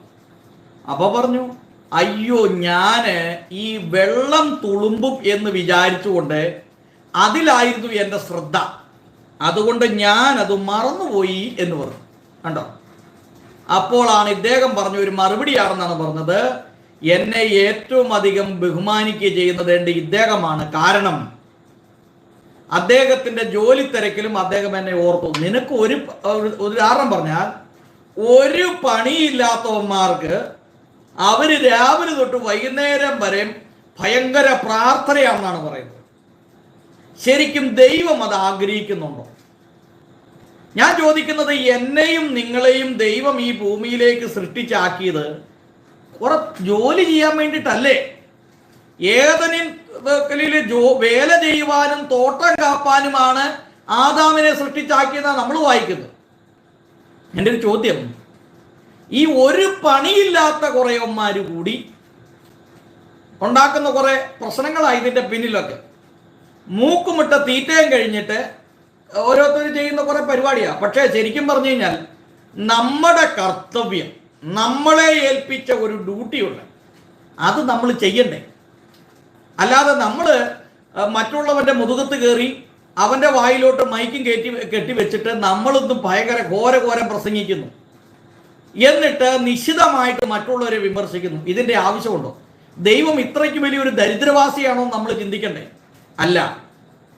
ദൈവം പ്രപഞ്ചത്തെ സൃഷ്ടിച്ചവനാണ്, ഈ ബ്രഹ്മാണ്ടത്തെ മുഴുവൻ സൃഷ്ടിച്ചവനാണ്. നമ്മുടെ ഈ സൗരയൂഥം പോലെ എത്രയോ സൗരയൂഥങ്ങൾ വേറെയുണ്ട്. 10 ലക്ഷം കോടി നക്ഷത്രങ്ങൾ ഉള്ള ഒരു ആകാശ ഗാലക്സി. ഈ സൂര്യൻ എന്ന് പറയുന്നത് ഇത് നമ്മുടെ ഏറ്റവും അടുത്ത് നിൽക്കുന്ന ഒരു നക്ഷത്രമാണ്. സൺ ഈസ് എ സ്റ്റാർ എന്നാണ് നമ്മൾ പഠിക്കുന്നത്. നമ്മുടെ ഏറ്റവും അടുത്ത് നിൽക്കുന്ന ഒരു നക്ഷത്രമാണ് ഈ സൂര്യൻ എന്ന് പറയുന്നത്. ഈ സൂര്യനിൽ തന്നെ എത്രയോ മടങ്ങ്, ഈ ഭൂമിയേക്കാൾ എത്രയോ 1000 മടങ്ങ് വലിപ്പമുള്ളതാണ് ഈ സൂര്യൻ എന്ന് പറയുന്നത്. ഈ സൂര്യൻ എന്ന് പറയുന്ന കത്തി ജ്വലിക്കുന്ന ഒരു ഗോളമാണ്. അതുകൊണ്ടാണ് നമുക്ക് പ്രകാശം കിട്ടുന്നത്. മനസ്സിലായോ? അതിങ്ങനെ കത്തിക്കൊണ്ടിരിക്കുകയാണ്. സൂര്യൻ ഉദിക്കുന്നുമില്ല, അസ്തമിക്കുന്നുമില്ല. സൂര്യൻ അങ്ങനെ തന്നെ നിൽക്കുക. ആ സൂര്യനെ നോക്കി ഒരു കാലത്ത് ഭയപ്പെട്ട മനുഷ്യൻ സൂര്യനെ നോക്കി പ്രാർത്ഥിച്ചു. പ്രകൃതിയെ നോക്കി ഭയപ്പെട്ട മനുഷ്യൻ അവർ പ്രകൃതിയോട് പ്രാർത്ഥിച്ചു. പ്രകൃതിയെ നോക്കി ഭയപ്പെട്ട മനുഷ്യൻ മലയോടും കുന്നുകളോടും പ്രാർത്ഥിച്ചു. വെള്ളപ്പൊക്കം ഭയപ്പെട്ട മനുഷ്യൻ വെള്ളത്തോട് പ്രാർത്ഥിച്ചു. അപ്പൊ തീയെ ഭയപ്പെട്ടവൻ അഗ്നിയോട് പ്രാർത്ഥിച്ചു. ഇതൊക്കെയാണ് ചരിത്രങ്ങൾ നമ്മൾ പഠിക്കുമ്പോൾ. പക്ഷേ എന്നാൽ ഇതിനെയെല്ലാം സൃഷ്ടിച്ച സർവശക്തനായ ഒരു ദൈവമുണ്ട്. ആ ദൈവം എന്ന് പറയുന്നത് നിന്റെയൊക്കെ ഉടായ്പ്, അതായത് നമ്മുടെയൊക്കെ ഈ ഉടായ്പ് കാണാൻ വേണ്ടി ഇരിക്കുന്ന ഒരു ദൈവം അല്ല എന്ന് നമ്മൾ തിരിച്ചറിയുക. ഇതാണ് ഞാൻ ഈ പറഞ്ഞു വരുന്ന ആശയം. അപ്പോൾ ഓരോ മതങ്ങൾ ഇന്ന് മനുഷ്യനൊരു പാരയായി മാറിക്കൊണ്ടിരിക്കുക. അത് എല്ലാ മേഖലയും, ക്രിസ്ത്യാനി ആയാലും ഹിന്ദു ആയാലും മുസ്ലിം ആയാലും മനുഷ്യൻ ഒരു പ്രയോജനമില്ലാത്ത രീതിയിലേക്ക് ഒരു വലിയ പാരയായി മാറിക്കൊണ്ടിരിക്കുകയാണ് ഈ മതങ്ങളെല്ലാം. അത് ദൈവത്തിന്റെ കുറ്റമാണോ? പറ. എൻ്റെ ഒരു സ്നേഹിതനുണ്ട്. അദ്ദേഹത്തിന്റെ പേര് പീറ്റർ ദേവസി എന്നാണ്. അദ്ദേഹം പറഞ്ഞു, ഈ മതങ്ങളെല്ലാം മനുഷ്യന് വലിയ പ്രശ്നം സൃഷ്ടിച്ചുകൊണ്ടിരിക്കുക. മതം ഇങ്ങനെ പ്രശ്നം സൃഷ്ടിക്കുന്നതിന് ദൈവം വല്ല ഉത്തരവാദിയുണ്ടോ? ആണോ? അപ്പം ചില ആളുകൾ ഞങ്ങളുടെ ഒരു ഇത് പറഞ്ഞു, യഹോവ ക്രൂരനാണ്, പീഡകനാണ്, രക്തദാഹിയാണ് എന്നൊക്കെ പറഞ്ഞു വലിയ വിവാദം നടക്കുക. അവിടെ വലിയ വിവാദം. സഹോദര, യഹോവ ഒരു ക്രൂരനോ ഒരു രക്തദാഹി ഒന്നുമല്ല. മനുഷ്യൻ ചെയ്ത പാപത്തിന്റെ പരിണിത ഫലമായിട്ട് ഇപ്പൊ ഞാൻ ചോദിക്കട്ടെ, നമ്മുടെ വീട്ടിലൊരു പ്രശ്നം ഉണ്ടായാൽ, ഇപ്പൊ ഒരു ഉദാഹരണം പറയാം, നമ്മുടെ ഒരു മകൻ പിഴച്ചു പോയി എന്ന് കൂട്ടും, ഒരു ഉദാഹരണം പറയാം. ഇവനെ നമ്മൾ സപ്പോർട്ട് ചെയ്യുമോ അതോ ഇവനെ തല്ലി അടിച്ച് പുറത്താക്കുമോ? മനുഷ്യൻ ചെയ്ത പാപത്തിന്റെ പരിണിത ഫലമായി മനുഷ്യനെ സൃഷ്ടിച്ച ദൈവത്തിന് ചില പദ്ധതികളുണ്ട്. അതിലേക്കൊന്നും ഞാനിപ്പോൾ കടക്കുന്നില്ല. ഞാൻ പറഞ്ഞു വന്ന ഇത്രയേ ഉള്ളൂ. ഇസ്ലാമിക് ഭീകരവാദം ലോകത്തിൽ മുഴുവൻ വളരുന്നു. അത് ഇന്ത്യയിലും വളരുന്നു. BJP എന്ന ഒരു പൊളിറ്റിക്കൽ പാർട്ടി കഴിഞ്ഞ 10 വർഷം ഇന്ത്യയിൽ ഭരിച്ചില്ലായിരുന്നെങ്കിൽ ഇന്ന് ഈ രാജ്യത്തിന്റെ സ്ഥിതി തന്നെ മാറിപ്പോകുമായിരുന്നു. ഈ ചില സ്ഥലങ്ങളിൽ ഞങ്ങളുടെ ഇവിടെ ഒരു വലിയ പ്രശ്നമുണ്ടായി. ഹിന്ദുക്കളും മുസ്ലിങ്ങളും തമ്മിൽ ഒരു വലിയ പ്രശ്നമുണ്ടായി. കാരണം ഇത്രയേ ഉള്ളൂ, ഈ ഹിന്ദു മത വിശ്വാസികൾ അവരുടെ ഒരു ഫെസ്റ്റിവലുമായി ബന്ധപ്പെട്ട് അവരൊരു റാലി നടത്തി പോവുമായിരുന്നു പതുക്കെ. അന്നേരം ഈ മുസ്ലിങ്ങൾ താമസിക്കുന്ന ഏരിയയിലൂടെ വേണം ഇത് കടന്നു പോകാൻ. അവിടുന്ന് അങ്ങനെ കടന്നുപോയ കുറേ പേര് കല്ല് പെറുക്കി എറിഞ്ഞു. ആ കല്ല് പെറുക്കി എറിഞ്ഞിട്ട് അതിൻ്റെ പേരിൽ ഇവിടെ അടി നടന്നു. അവസാനം ഇത് വലിയൊരു പ്രശ്നമായി കഴിഞ്ഞപ്പോൾ സംഗതി വന്ന തന്നെ, ഇതിൻ്റെ അകത്ത് കുറെ ചെറുപ്പക്കാര്, മുസ്ലിങ്ങളുടെ ഇസ്ലാം മത വിശ്വാസികളായ കുറെ ചെറുപ്പക്കാര്, ഈ ഹിന്ദു മതത്തിൽപ്പെട്ടവർ അവര് പോയ ഈ റാലിയിലേക്ക് ഇമാര് കല്ല് പെറുക്കി എറിഞ്ഞു. വല്ല കാര്യമുള്ള കാര്യമാണോ? ഹൈദരാബാദിലൂടെ ഗണപതി ഈ ഗണപതിയുടെ വിഗ്രഹവുമായി പോയ സമയത്ത് അവർ കല്ല് പെറുക്കി എറിഞ്ഞു. പിന്നെ അവിടെ അടിയായി. ഈ ചുണ്ടങ്ങ കൊടുത്തിട്ട് വഴുതനങ്ങ വാങ്ങിക്കുക എന്ന സ്വഭാവം ഈ ഹമാസിന്റെ അനുകൂലികൾക്കുള്ളതാണ്. ഇസ്രായേൽ എന്ന് പറയുന്ന ഒരു രാജ്യം അവിടെ വെറുതെ ഇരിക്കുകയായിരുന്നു. അന്നേരം അവന്റെ മുഖത്തോട് കുതിര കയറാൻ ചെന്നു. അവൻ കൊടുത്ത അടിയിൽ ഇപ്പൊ നൊലവിളിച്ചു നടക്കുക. ലോകത്തിന് മുമ്പിൽ ഭിക്ഷക്കാരെക്കാൾ കഷ്ടമായി തെണ്ടിത്തിരിഞ്ഞ് നാണം കെട്ട് ഒരു ഗതിയില്ല, പരഗതിയില്ല, കഞ്ഞിക്ക് ഗതിയില്ലാതെ മറ്റുള്ളവർ മുമ്പിൽ കൈനീട്ടി ജീവിക്കുക. ഇവന്മാർക്ക് വല്ല ആവശ്യം ഉണ്ടായിരുന്നു? ഈ തല്ലുകൊള്ളേണ്ട ആവശ്യം ഉണ്ടായിരുന്നവന്മാർക്ക് ഒരാവശ്യമില്ല. ചുമ്മാ ഇരുന്നവന്റെ അടുത്ത് പോയിട്ട് അവന്റെ വാലെ കൊണ്ട് തീ വെച്ചു. അവൻ കൊടുത്ത അടി എന്ന് പറഞ്ഞ പരന്തീർന്ന അടിയിൽ അവന്റെ ബിസിനസ്സും സാമ്രാജ്യവും വീടും കൂടും കുടുക്കയും പിള്ളേരും മാതാപിതാക്കൾ എല്ലാം കത്തിച്ചാമ്പലായി തകർന്ന തരിപ്പണമായി. വല്ല ആവശ്യമുണ്ടോ? അവന്റെ മൂട്ടി കൊണ്ട് തീയിടേണ്ട വല്ല ആവശ്യമുണ്ടോ? പാവം പിടിച്ച ക്രിസ്ത്യാനികൾ എവിടെയെങ്കിലും സ്കൂളും കോളേജും ഒക്കെ നടത്തി മാന്യമായി ഇന്ത്യയിൽ ഏറ്റവും കൂടുതൽ നല്ല വിദ്യാർത്ഥികളെ വാർത്തെടുത്തിട്ടുള്ള ക്രിസ്ത്യൻ മാനേജ്മെന്റാണ്. ക്രിസ്ത്യൻ മാനേജ്മെന്റാണ് ഏറ്റവും നല്ല വിദ്യാർത്ഥികളെ വാർത്തെടുത്തിട്ടുള്ളത്. സമൂഹത്തിന് പ്രയോജനകരമായ കാര്യം ചെയ്തിട്ടുള്ളവരാണ്. ഇന്ത്യയിൽ മൈനോറിറ്റി ആണെങ്കിലും ഇന്ത്യയിൽ ഏറ്റവും കൂടുതൽ വിദ്യാഭ്യാസ സ്ഥാപനങ്ങൾ നടത്തുന്ന ക്രിസ്ത്യാനികളാണ്. ഈ ഉത്തർപ്രദേശിൽ ഞാൻ നിൽക്കുമ്പോൾ ഈ ചന്ദോളി ജില്ലയിൽ എനിക്കറിയാം ഇവിടെ എത്ര ക്രിസ്ത്യൻ സ്കൂളുകൾ ഉണ്ടെന്നും എത്ര ഹിന്ദു മാനേജ്മെന്റ് സ്കൂളുണ്ടെന്നും എത്ര ഇസ്ലാം മാനേജ്മെന്റ് സ്കൂളുണ്ടെന്നും എനിക്കറിയാം. അവർക്കെല്ലാം ഇസ്ലാമിനെ സംബന്ധിച്ച് അവർക്കെല്ലാം മദ്രസ സ്കൂളുകളുണ്ട്. അത് ഗവൺമെന്റിൽ നിന്ന് പൈസ വാങ്ങിച്ച് നടത്തുന്ന സ്കൂളുകളാണ്. ഇതുപോലെയുള്ള മദ്രസ സ്ഥാപനങ്ങളെല്ലാം മതപരിവർത്തനത്തിന് വേണ്ടി ഉപയോഗിക്കുന്ന മതപഠനത്തിന് വേണ്ടിയുള്ള സ്ഥാപനങ്ങൾ അടച്ചുപൂട്ടുകയും അവർക്ക് സർക്കാർ പൈസ കൊടുക്കരുത് എന്നാണ് എൻ്റെ ഒരു അഭിപ്രായം. എന്തിനാണ് ഇസ്ലാം മതം പ്രചരിപ്പിക്കാനും പഠിപ്പിക്കാനും വേണ്ടി പൈസ കൊടുക്കുന്നത്? അത് നമ്മുടെ രാജ്യത്തിന് ഒരു വലിയ പ്രതിസന്ധി എന്തുകൊണ്ട് സൃഷ്ടിക്കുന്നു? അവിടെ ഇരുന്നു കൊണ്ട് നമ്മുടെ രാജ്യത്തിനെതിരെ പ്രവർത്തിക്കുകയും രാജ്യത്തിനെതിരെ പഠിപ്പിക്കുകയും ചെയ്യുന്നു. എന്തിനെതിരെ ആവശ്യം? നമ്മുടെ കയ്യിലെ പണം കൊടുത്ത് നമ്മൾ തന്നെ എന്തുകൊണ്ടാണ് നമ്മുടെ രാജ്യത്തെ ദ്രോഹികളെ ഉണ്ടാക്കേണ്ട ആവശ്യമുണ്ടോ? അതുകൊണ്ട് മദ്രസ സ്കൂളുകളൊക്കെ അടച്ചുപൂട്ടണം. അതൊക്കെ അവിടുത്തെ കുട്ടികളെയൊക്കെ ഗവൺമെന്റ് സ്കൂളിലേക്ക് വിടണം. ഒന്ന് ആലോചിച്ച് നോക്കിക്കേ.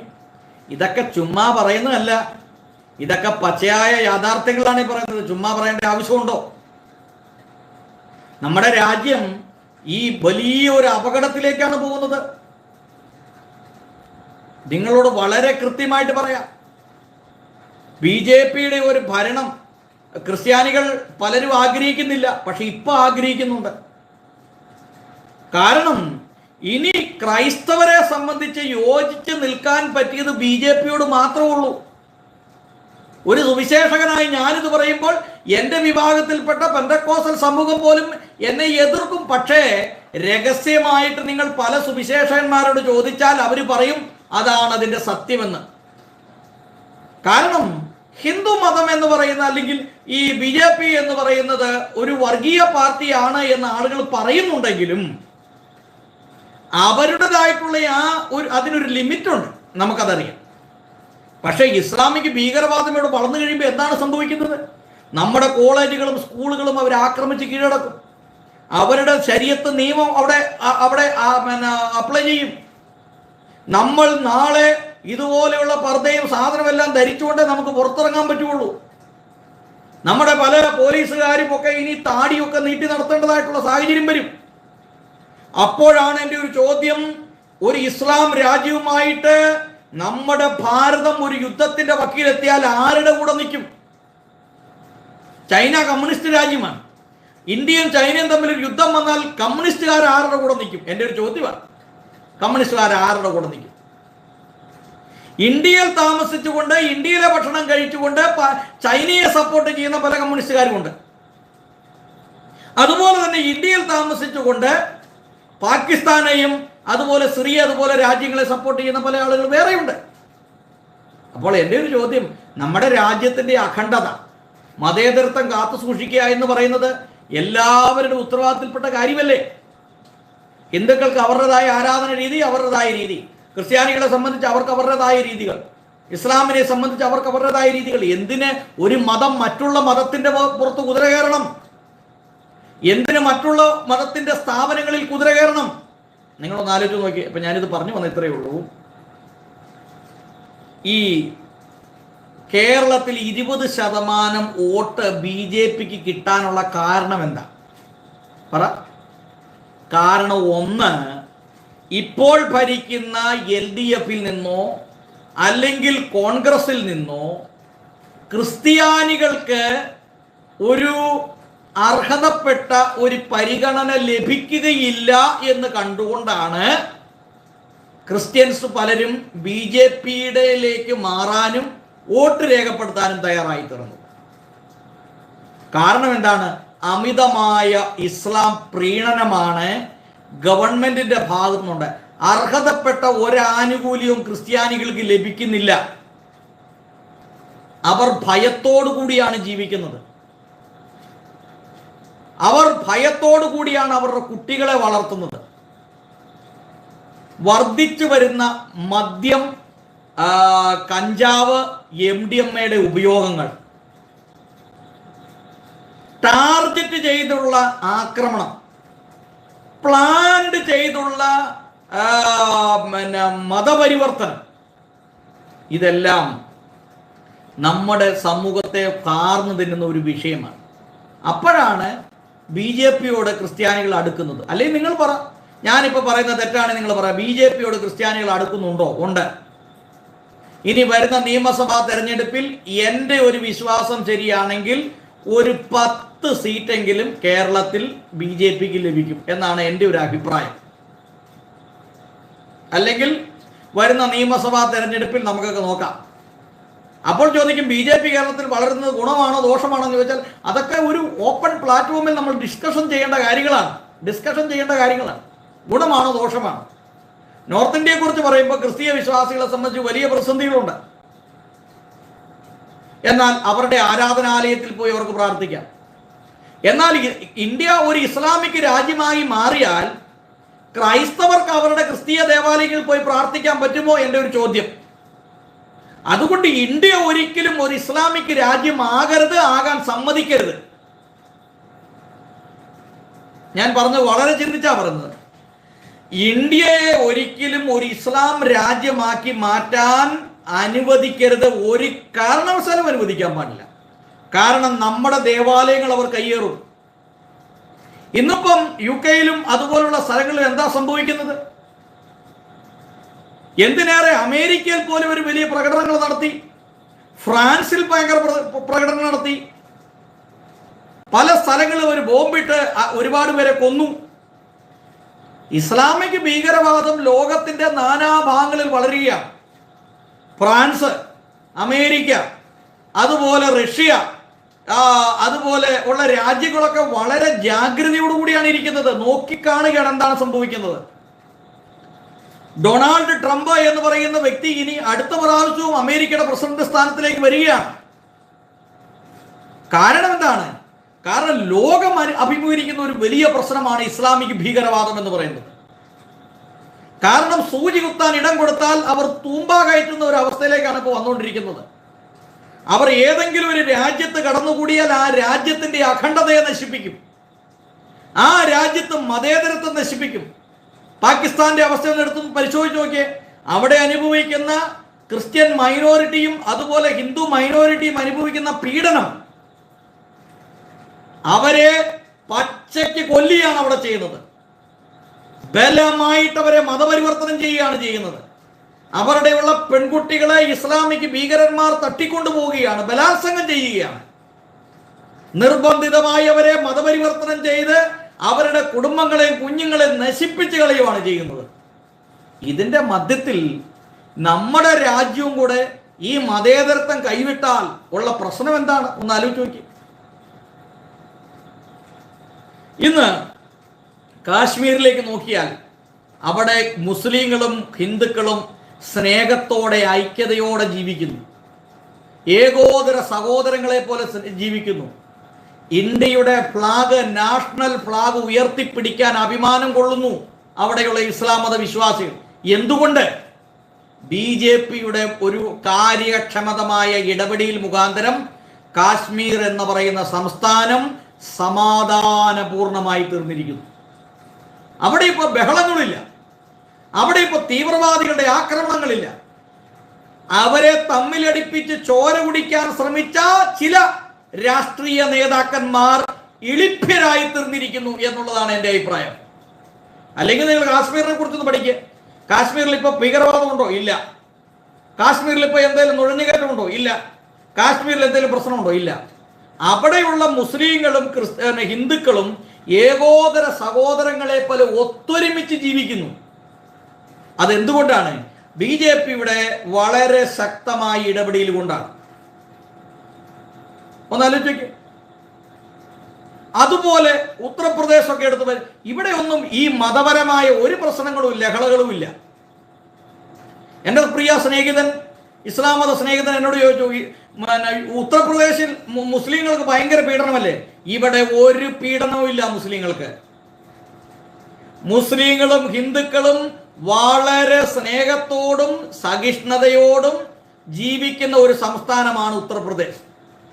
ദൗർഭാഗ്യം എന്ന് പറയട്ടെ, കേരളമാണ് ഹിന്ദുക്കളും മുസ്ലിങ്ങളും ക്രിസ്ത്യാനികളും തമ്മിൽ വിഭാഗിക്കപ്പെട്ട് ഏറ്റവും കൂടുതൽ വൈരാഗ്യത്തോടു കൂടി ജീവിക്കുന്നത് കേരളത്തിലാണ്.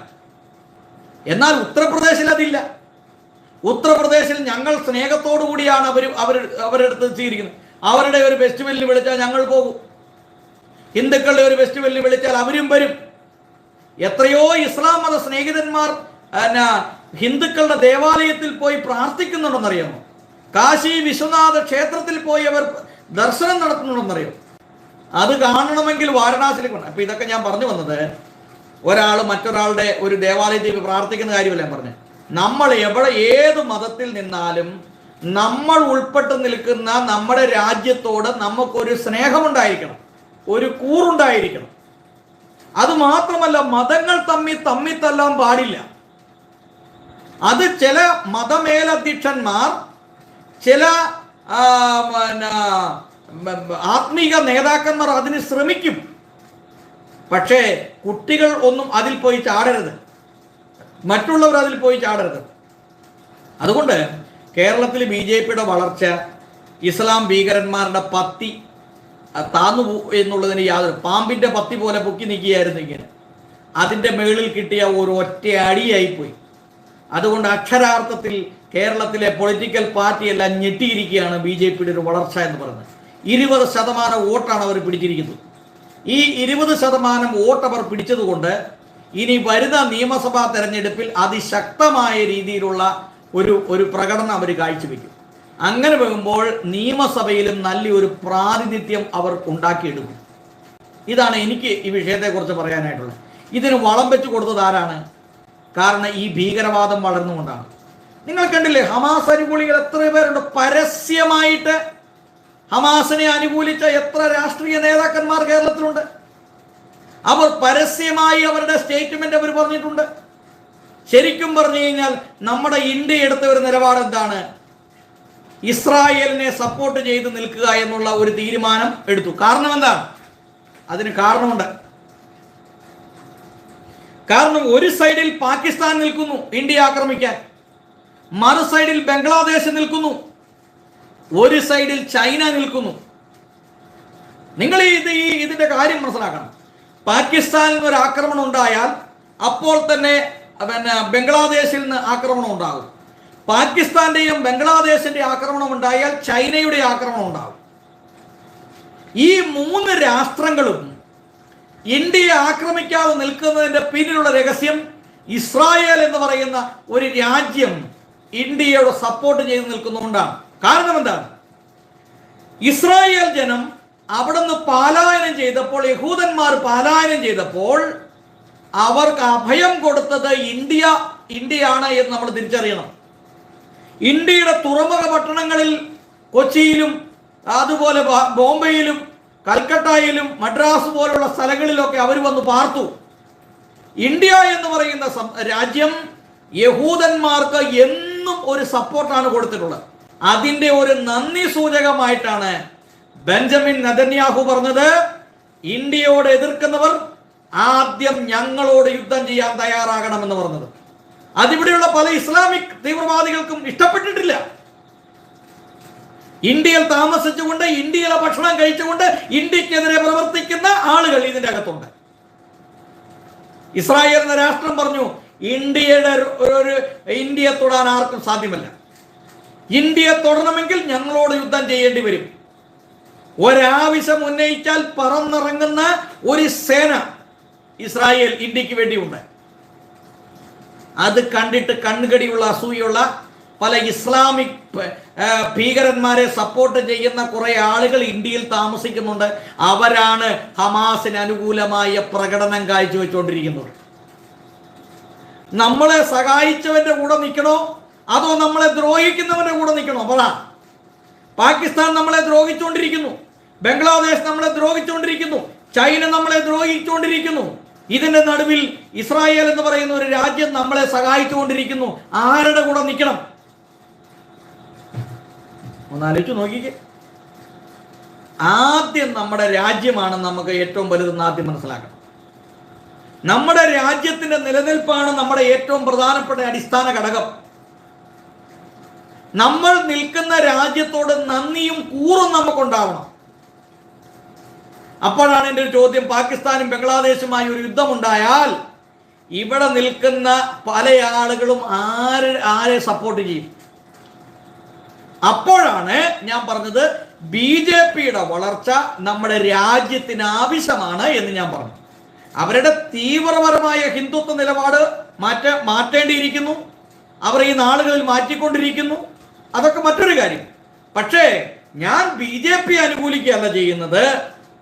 പക്ഷേ BJP തളരുമ്പോൾ അത് രാജ്യത്തിന്റെ ഒരു തളർച്ചയായിട്ട് നമുക്ക് കാണേണ്ടിയിരിക്കുന്നു. ഞാൻ പറയുന്നത് എത്ര പേര് ആര് ഉൾക്കൊണ്ടാലും ഉൾക്കൊണ്ടില്ലേലും ഇത് മനസ്സിലാക്കുന്ന കുറെ ആളുകളുണ്ട്. ഞാൻ പറഞ്ഞ ഭാഗം മനസ്സിലായോ? എന്തുകൊണ്ട് BJP വളരണമെന്ന് ഞാൻ ആഗ്രഹിക്കുന്നു. ഇസ്ലാമിക് ഭീകരവാദത്തെ ചെറുക്കാൻ അവർക്കേ സാധ്യമാകുള്ളൂ. ഇസ്ലാമിക് ഭീകരവാദത്തെ ചെറുക്കണമെങ്കിൽ BJPയുടെ വളർച്ച ആവശ്യമാണ്. BJP തളർന്നാൽ ഇന്ത്യയുടെ തളർച്ചയാണ് എന്നാണ് ഞാൻ മനസ്സിലാക്കുന്നത്. കാരണം BJP എന്ന് പറയുന്ന പൊളിറ്റിക്കൽ പാർട്ടിക്ക് മാത്രമേ ഇസ്ലാമിക് ഭീകരവാദത്തെ ചെറുക്കാൻ സാധ്യമാകുള്ളൂ. കാരണം മറ്റുള്ള പാർട്ടികളെല്ലാം അവരോട് പരസ്യമായി പിന്തുണ പ്രഖ്യാപിച്ചിട്ടില്ലെങ്കിലും രഹസ്യമായി പിന്തുണ പ്രഖ്യാപിക്കുകയും അവരുടെ പല കാര്യങ്ങളെ ന്യായീകരിക്കുകയും ചെയ്യുന്നവരാണ്.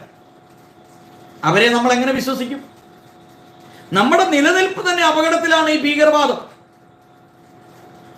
ഇന്ന് നരേന്ദ്രമോദിയുടെ നേതൃത്വത്തിലുള്ള ഭരണം ഇന്ത്യയിൽ വന്നതിന് ശേഷം ഇന്ത്യയിലെ ഭീകരവാദം എത്രത്തോളം കുറഞ്ഞു. ഇന്ന് ഭീകരന്മാർ ഇന്ത്യയിലേക്ക് നുഴഞ്ഞു കയറാൻ ഭയപ്പെടുന്നു, ശക്തമായ തിരിച്ചടി കൊടുക്കും. എന്നാൽ മുൻകാലങ്ങളിൽ അങ്ങനെ ആയിരുന്നില്ല. ആർക്ക് വേണമെങ്കിലും ഇവിടെ വന്ന് എന്ത് കാണിക്കാം എന്നുള്ളൊരു ചിന്താഗതിയിലേക്ക് വന്നിരുന്നു. എന്നാൽ BJPയുടെ ഭരണം ഇവിടെ ആരംഭിച്ചതോടുകൂടി ഇവിടെ സംഭവിക്കുന്നത് എന്താണെന്ന് ചോദിച്ചു കഴിഞ്ഞാൽ നമ്മുടെ രാജ്യം സുരക്ഷിതമായി. ആദ്യം നമ്മുടെ രാജ്യം സുരക്ഷിതമാകുക എന്നുള്ളതാണ്. നമ്മുടെ രാജ്യം സുരക്ഷിതമല്ലെങ്കിൽ പിന്നെ നമ്മൾ പറഞ്ഞിട്ട് കാര്യമുണ്ടോ? കാരണം ഇതിന്റെ അകത്ത് തന്നെ ഒരു വലിയൊരു യുദ്ധം നടക്കും. ഈ ഇന്ത്യയിലുള്ളവർ തന്നെ രണ്ട് വിഭാഗമായിട്ട് തിരിയേണ്ട സാഹചര്യം വരും ഒരു പ്രശ്നം ഉണ്ടായാൽ.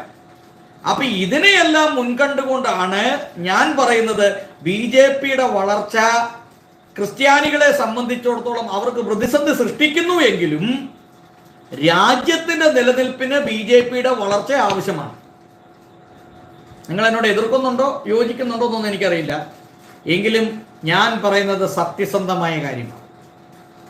ഇന്ന് ഈ നിർമ്മല കോളേജിലുണ്ടായ പ്രശ്നം ഇത്രയും പെട്ടെന്നൊരു പരിഹാരത്തിന് എത്താനുള്ള കാരണം എന്ന് പറയുന്നത് BJPയുടെ ഒരു വളർച്ചയാണ് അതിൻ്റെ പ്രധാനപ്പെട്ട കാരണം. കാരണം BJPയുടെ സംസ്ഥാന അധ്യക്ഷനൊക്കെ ശക്തമായി പ്രതികരിച്ചു. പ്രതികരണം പല സ്ഥലത്തുനിന്നും ഉണ്ടാകുമെന്നും അതുമാത്രമല്ല ക്രിസ്ത്യാനികളെ സപ്പോർട്ട് ചെയ്യാനായിട്ട് ഹൈന്ദവ ആളുകളും BJPയുടെ ആളുകളും രംഗത്ത് വരുമെന്ന് കണ്ടുകൊണ്ടാണ് പല പിന്മാറ്റം നടന്നത്. അതിന് PC ജോർജ് പറഞ്ഞ ഒരു കാര്യം ഞാൻ നിങ്ങളെ ഓർമ്മപ്പെടുത്താൻ ആഗ്രഹിക്കുന്നു. ഞാൻ അദ്ദേഹത്തെ ഇന്റർവ്യൂ ചെയ്ത പറഞ്ഞതാണ്. പാലാ ബിഷപ്പ് ഒരു പ്രസ്താവന നടത്തിയപ്പോൾ ഒരു 10,000 ഇസ്ലാമിക് ചെറുപ്പക്കാർ അവിടെ തഴിച്ചുകൂടി പ്രശ്നത്തിന് ഉണ്ടാക്കാൻ വന്നു. അന്നേരം ആ പ്രശ്നത്തിൽ നിന്ന് അവരോട് എതിർക്കാൻ രംഗത്ത് വന്നത് RSSന്റെ പ്രവർത്തകരാണെന്ന് അദ്ദേഹം പറഞ്ഞു. ശരിയാണ്. അപ്പോൾ തന്നെ വിളിച്ചു, ആളുകൾ ഓടിക്കൂടി. അല്ലെങ്കിൽ അവര് പാലാ ബിഷപ്പിന്റെ അരമന വരെ കത്തിച്ചു കളഞ്ഞാണ്. എന്തും ചെയ്യാം, ഞങ്ങൾ നോക്കിയാൽ എന്തും ഇവിടെ നടക്കും. ഞങ്ങളുടെ കൂട്ടത്തിൽ ഒരു സംഘടിത സമൂഹമുണ്ട്. കണ്ണും മൂക്കും അറിയത്തില്ലാത്ത ഒരു സമൂഹം, വീണ്ടും വിചാരമില്ലാത്ത ആളുകൾ, ഇവരെല്ലാം കൂടി ഇതിനെ ചുട്ട് ചാമ്പലാക്കാം. ഇനി നിർമ്മല കോളേജല്ല, ഇനി വേറെ കോളേജല്ല, ഇനി എവിടെയും ഞങ്ങൾ കയറി പ്രശ്നമുണ്ടാക്കാൻ ഞങ്ങൾ തല്ലി തകർക്കും എന്നുള്ള അഹങ്കാരത്തിന് ഏറ്റ ഒരു തിരിച്ചടിയാണ് BJPയുടെ വളർച്ച എന്ന് പറയുന്നത്. ഇനി പെട്ടെന്നൊന്നും ആളുകൾ കയറി ക്രിസ്തീയ മാനേജ്മെന്റ് സ്ഥാപനത്തിൽ കയറി കളിക്കാൻ നിൽക്കിയില്ല എന്നുള്ളതാണ് ഈ നിർമ്മല കോളേജുമായി ബന്ധപ്പെട്ടുള്ള അനുഭവത്തിൽ നിന്ന് എനിക്ക് മനസ്സിലാക്കാൻ കഴിഞ്ഞത്. സമൂഹത്തിൽ നിന്ന് വലിയ പ്രതിഷേധങ്ങൾ ഉയരുകയാണ്. കാരണം ഇവരുടെ ഭീകര ചിന്താഗതി, ഭീകരവാദം, ഇവര് പ്ലാനിടുന്ന ടാർഗറ്റുകളെല്ലാം ജനങ്ങൾക്ക് മനസ്സിലായി. അതുകൊണ്ട് ഞാൻ ഈ പറയാൻ വന്ന ഇത്രയും ആശയമുള്ളൂ. ഞാൻ പറയാൻ വന്ന ആശയം ഇതാണ്. BJPയുടെ വളർച്ച ഞാൻ പിന്നെയും എടുത്ത് പറയുകയാണ്. ഒരു രീതിയിൽ ക്രിസ്തീയ സമൂഹത്തിന് പ്രതിസന്ധി സൃഷ്ടിക്കുന്നുണ്ട്. അതെവിടെയാണ് സൃഷ്ടിക്കുന്നത്? ക്രിസ്തീയ സമൂഹം സുവിശേഷം പങ്കുവയ്ക്കുവാനായി നോർത്ത് ഇന്ത്യൻ ഗ്രാമങ്ങളിലും നോർത്ത് ഇന്ത്യൻ പ്രദേശങ്ങളിലൊക്കെ സഞ്ചരിക്കുമ്പോൾ അവിടെ അവർക്ക് പ്രതികൂലമുണ്ട്. അപ്പോൾ ചോദിക്കും, നിങ്ങൾക്ക് ഈ സുവിശേഷം പറയാതിരിക്കാൻ മേലെ? അത് ഞങ്ങൾക്ക് പറയാതിരിക്കാൻ പറ്റത്തില്ല. കാരണം കർത്താവായ യേശു ക്രിസ്തു താൻ പറഞ്ഞത്, നിങ്ങൾ ഭൂമിയുടെ അറ്റത്തോളം പോയി സകല സൃഷ്ടിയോടും സുവിശേഷം പ്രസംഗിക്കണമെന്നാണ് പറഞ്ഞത്. അതുകൊണ്ട് ഞങ്ങളെ സംബന്ധിച്ചിടത്തോളം ഞങ്ങൾക്ക് യേശു ക്രിസ്തുവിനെ കുറിച്ച് പറയാതിരിക്കാൻ പറ്റത്തില്ല. അത് മറ്റൊരു കാര്യം. ഞങ്ങൾ പറച്ചിൽ മാത്രമേ ഉള്ളൂ. ഞങ്ങൾ ആരെയും ഒരു നിർബന്ധിതമായി ഒന്നും ചെയ്യുന്നു. സുവിശേഷം പ്രസംഗിക്കുന്നു, ഇഷ്ടമുള്ളവൻ അംഗീകരിക്കും, ഇഷ്ടമില്ലാത്തവൻ അംഗീകരിക്കില്ല. അപ്പോൾ അങ്ങനെ ചെയ്യുമ്പോൾ ഈ ആളുകൾ ഞങ്ങളെ തെറ്റിദ്ധരിക്കുന്നു, ഇവർ മതപരിവർത്തനം നടത്തുന്ന ആളുകളാണ് എന്ന് തെറ്റിദ്ധരിച്ചുകൊണ്ട് ഞങ്ങളുടെ മേലൊരു ആക്രമണം ഉണ്ട്, ഒരു ആരോപണമുണ്ട്. ഇന്ന് ഉത്തർപ്രദേശിലായിരിക്കുമ്പോൾ ഇവിടെ 50-60 പാസ്റ്റർമാർ ഇപ്പോഴും ജയിലിൽ കിടപ്പുണ്ട്. അത് ഉൾക്കൊള്ളുന്നു, അത് അംഗീകരിക്കുന്നു. പക്ഷേ ഭീകരവാദത്തെ എങ്ങനെ കാണാൻ പറ്റും? നാളെ ഒരു സുപ്രഭാതത്തിൽ ഇങ്ങനെ ഇരിക്കുമ്പോൾ ഹമാസ് ഭീകരന്മാർ ഇസ്രായേലിലേക്ക് വിട്ടതുപോലെ 4000-ലധികം റോക്കറ്റുകൾ ക്രിസ്തീയ സ്ഥാപനങ്ങളുടെ മണ്ടയിലേക്ക് വിട്ടാൽ എന്തായിരിക്കും അവസ്ഥ? നിർമ്മല കോളേജിന്റെ മണ്ടയിലേക്ക് റോക്കറ്റ് തൊടുത്തു വിട്ടാൽ എന്തായിരിക്കും അവസ്ഥ? ക്രൈസ്തവരുടെ ദേവാലയത്തിന്റെ മണ്ടയിലേക്ക് വിട്ടാലുള്ള അവസ്ഥ എന്തായിരിക്കും? ഇതുണ്ടാകാതിരിക്കാൻ വേണ്ടിയാണ് BJP എന്ന പൊളിറ്റിക്കൽ പാർട്ടി ഇവിടെ വളരണം, അവരുടെ ഭരണം വേണം എന്ന് പറയാനുള്ള കാരണം. ഇത്രയും നാളും ഇടതുപക്ഷവും വലതുപക്ഷവും മാറി മാറി ഭരിച്ചില്ലേ? ഇനി അടുത്ത പ്രാവശ്യം BJPക്ക് ഭരിക്കാൻ ഒരു അവസരം കിട്ടട്ടെ. ക്രൈസ്തവരെല്ലാം ഉണരണം. അവരെല്ലാം BJP എന്ന പൊളിറ്റിക്കൽ പാർട്ടിയുടെ വളർച്ചയിൽ അവർ പങ്കാളികളാകണം എന്നാണ് എൻ്റെ അഭിപ്രായം. ഇപ്പം ഞാൻ പറഞ്ഞുകൊണ്ട് നിങ്ങൾ വോട്ട് ചെയ്യണമെന്ന് നിർബന്ധമില്ല. പക്ഷേ ഞാൻ അതിൻ്റെ സാധ്യതകളാണ് ഈ പറഞ്ഞു വരുന്നത്. അല്ലെങ്കിൽ ഇടതുപക്ഷവും വലതുപക്ഷവും അവരുടെ കാഴ്ചപ്പാടിന് വിട്ടുവീഴ്ച വരുത്തണം. ആവശ്യമില്ലാതെ ഇസ്ലാമിക പ്രീണനം കുറയ്ക്കണം. ക്രൈസ്തവരെ ഒരല്പമെങ്കിലും ഒരു കരുണ കാണിക്കാൻ ഒരു മനസാക്ഷി ഉണ്ടാകണം. മനസാക്ഷിയിലേക്ക് ഉണ്ടാക്കിയില്ലെങ്കിൽ ഇതെല്ലാം വലിയ പ്രതിസന്ധി സൃഷ്ടിക്കും. ഇനിയെങ്കിലും ഈ 20% വോട്ട് BJPക്ക് കിട്ടിയ ഒരു സന്ദർഭത്തിലെങ്കിലും അവർ തിരിച്ചറിയണം, ജനം അവരുടെ കൂടെ ഇല്ല. ജനം തിരിയുന്നു, ക്രിസ്തീയ സമൂഹം തിരിയുന്നു, അവരുടെ വോട്ട് നഷ്ടപ്പെടുന്നു. ഏതെങ്കിലും ഒരു മതത്തെ മാത്രം പ്രീണിപ്പെടുത്തിക്കൊണ്ട് നിന്നാൽ ഇനി മുമ്പോട്ട് പോകാൻ സാധ്യമല്ല. മതേതരത്വം കാത്തു സൂക്ഷിക്കണം, എല്ലാ മതത്തെയും ഉൾക്കൊള്ളണം എന്ന് ഈ പൊളിറ്റിക്കൽ പാർട്ടി തീരുമാനിച്ചാൽ ഈ പ്രശ്നത്തിന് പരിഹാരമാവും. ഇല്ലെങ്കിൽ അവിടെ തീരും. സത്യം പറയാലോ, പെരുമ്പാവൂർ ടൗണിലൊക്കെ ഇറങ്ങി നിൽക്കാൻ ഭയമാണ്, പേടിയാണ്. ഞാൻ ഈ നാട്ടിൽ ചെന്നപ്പോൾ ബക്രീദിൻ്റെ അന്ന് എനിക്ക് പെരുമ്പാവൂർ ടൗണിലൂടെ യാത്ര ചെയ്യേണ്ടതായിട്ട് വന്നു. ഞാൻ ആ ബക്രീദിൻ്റെ അന്ന് നോക്കി കഴിഞ്ഞപ്പോൾ നമ്മുടെ അതിഥി തൊഴിലാളികളിൽ ഭൂരിഭാഗം ആളുകൾ അന്ന് ജോലിക്ക് പോകാതെ പെരുമ്പാവൂർ ടൗണ് മുഴുവൻ, കാരണം നമ്മൾ ഏതെങ്കിലും ഒരു ഇസ്ലാം രാജ്യത്തിൽ ചെന്നതുപോലെ ഉള്ള ഒരു പ്രതീതിയാണ് അവിടെ സംഭവിച്ചത്. അപ്പോൾ എൻ്റെ ഒരു ചോദ്യം, അതിഥി തൊഴിലാളികളായി നമ്മുടെ ഇടയിലേക്ക് നുഴഞ്ഞു കയറുന്ന ആളുകൾ ആരൊക്കെയാണ് എന്ന് നമ്മൾ ചിന്തിക്കണ്ടേ? നമ്മൾ നിസാരവൽക്കരിക്കരുത്. ഇതിപ്പോൾ ഞാൻ പറയുമ്പം ഇത് നിസാരമായിട്ട് എടുക്കരുത്. ഇത് നമ്മൾ ഉദ്ദേശിക്കുന്ന പോലെയല്ല. ഏത് സമയത്തും വലിയൊരു വർഗീയ ലഹള പൊട്ടിപ്പുറപ്പെടുന്ന രീതിയിലേക്ക്, ആ ഒരു രീതിയിലേക്ക് മാറിക്കൊണ്ടിരിക്കുക. അതിനെ തടയിടണം. നമ്മുടെ രാജ്യം അല്ലെങ്കിൽ നമ്മുടെ കേരളമൊക്കെ വർഗീയ ലഹള ഉണ്ടാകരുത്. ഹിന്ദുക്കളും മുസ്ലിങ്ങളും ക്രിസ്ത്യാനികളും തമ്മിൽ ലഹള ഉണ്ടാകരുത്. പാലാ ബിഷപ്പിന്റെ അരമനയെ കത്തിക്കാൻ 5000-ത്തിലധികം ആളുകളെ വണ്ടിക്കവിടെ ഇറക്കി. വലിയ പ്രതിസന്ധി സൃഷ്ടിച്ചത് അവിടെ. എന്നാൽ അതൊക്കെ ഒരു വർഗീയ ലഹള ആകാതെ അതിൽ നിന്നൊക്കെ രക്ഷപ്പെട്ടു. എന്നെ കേൾക്കുന്ന ഇസ്ലാം മത സഹോദരന്മാരുണ്ടെങ്കിൽ നിങ്ങളുടെ കുട്ടികളെ ഇതുപോലെ പിരികേറ്റി ഇളക്കി മറ്റുള്ള മതങ്ങളുടെ മേളിലേക്ക് കുതിര കയറാൻ വിടരുത്. എത്ര സഹിഷ്ണുതയുള്ളവരും ഒരു കാലത്ത് തിരിച്ചടിക്കും. ആ തിരിച്ചടിയ പ്രത്യാഘാതങ്ങളാണ് നിങ്ങൾ കേട്ടുകൊണ്ടിരിക്കുന്നത്. ഒരു കാലത്ത് നിങ്ങളുടെ മതമേലധ്യക്ഷന്മാർ ക്രിസ്തീയ സഭയും യേശു ക്രിസ്തുവിനെ അവഹേളിച്ചുകൊണ്ട് യേശു ക്രിസ്തു വേശ്യാപുത്രനാണ് എന്ന് ഈ ലോകം മുഴുവൻ പ്രസംഗിച്ചിടന്നു. സാക്കീർ നായിക് എന്ന് പറയുന്ന ഒരു ഭീകരനെ ഇന്ത്യയിൽ കൊണ്ടുവന്ന് ക്രിസ്ത്യാനികൾക്കെതിരെ പ്രസംഗിപ്പിച്ചു. കേരളത്തിലും കൊണ്ടുവന്നു. അതുപോലെ ക്രിസ്ത്യാനികളെ പരസ്യമായി വെല്ലുവിളിച്ച് അവരുടെ മതത്തെ അവഹേളിച്ച് അവരുടെ മതത്തെ നിന്ദിച്ച് അവരുടെ ബൈബിളിനെ വലിച്ചു കീറി. നിങ്ങളുടെ ഒരു പ്രിയ സ്നേഹിതൻ ബൈബിള് വലിച്ചു കീറി കത്തിച്ചു. ഇതൊക്കെ നമ്മൾ കണ്ടുകൊണ്ടിരിക്കുന്നതാണ്. എന്തിനിതിന്റെ ആവശ്യം? എന്തിന് ക്രിസ്ത്യാനികളെ അവഹേളിക്കുന്നു? എന്തിന് ക്രിസ്തുവിനെ അവഹേളിക്കുന്നു?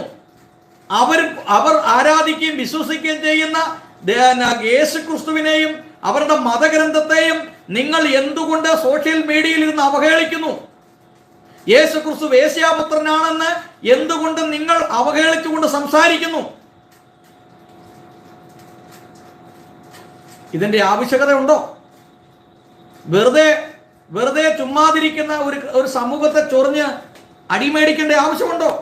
അപ്പോൾ ഇതെല്ലാം കേട്ട് കഴിഞ്ഞപ്പോൾ സഖികെട്ട് ഞങ്ങളുടെ കുറെ ക്രിസ്തീയ സ്നേഹിതന്മാർ ഇസ്ലാം മതത്തിന്റെ ഗ്രന്ഥം പഠിക്കാൻ തീരുമാനിച്ചു. ആ ഗ്രന്ഥം പഠിച്ചതിന്റെ പശ്ചാത്തലത്തിൽ അവർ പ്രതികരിക്കാൻ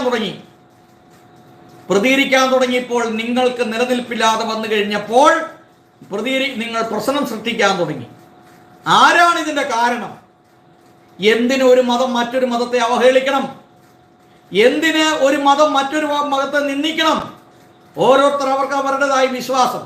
നിങ്ങളുടെ സ്റ്റഡി ക്ലാസ്സുകളിലോ ഞങ്ങളുടെ സ്റ്റഡി ക്ലാസ്സുകളിലോ ഞങ്ങളുടെ തത്വങ്ങളെക്കുറിച്ചും നിങ്ങളുടെ തത്വങ്ങളെക്കുറിച്ചും നമുക്ക് പറയാൻ അവകാശമുണ്ട്. പക്ഷേ പബ്ലിക്കിൽ ഇരുന്നു കൊണ്ട് നമ്മൾ ഇങ്ങനെ ഒരു മതത്തെ കളിയാക്കും. ഞാൻ ഇപ്പൊ മുഹമ്മദ് നബിയുടെ ജീവചരിത്രവുമായി ബന്ധപ്പെട്ട് ഞാൻ ഒരു കമന്റും പറയാറില്ല. കാരണം എനിക്കതിൻ്റെ ആവശ്യമില്ല.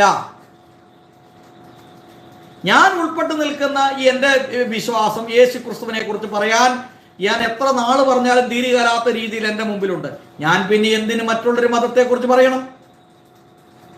എനിക്കത് പറയേണ്ട ആവശ്യം. പക്ഷേ നിങ്ങൾ ചൊറിഞ്ഞുകൊണ്ട് വന്ന് മൂക്കിന് തട്ടി, ഇങ്ങനെ മൂക്കത്ത് തട്ടി, താടിക്ക് തട്ടി കൊണ്ട് ഇടപെട്ട് കഴിഞ്ഞാൽ പിന്നെ ഞങ്ങൾ പ്രതികരിക്കാതിരിക്കുമോ? പറ.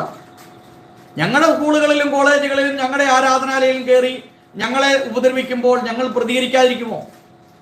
അപ്പോൾ ഏതു വ്യക്തിയായാലും അവരെ സഹായിക്കുന്ന ഒരു സമൂഹത്തിലേക്ക് അവർ മാറും. കേരളത്തിലുള്ള ക്രിസ്ത്യാനികൾ BJP-യിൽ ചേർന്നു, അല്ലെങ്കിൽ BJP-യിലേക്ക് ചേരുന്നു, കൂട്ടത്തോടെ ചേരുന്നു.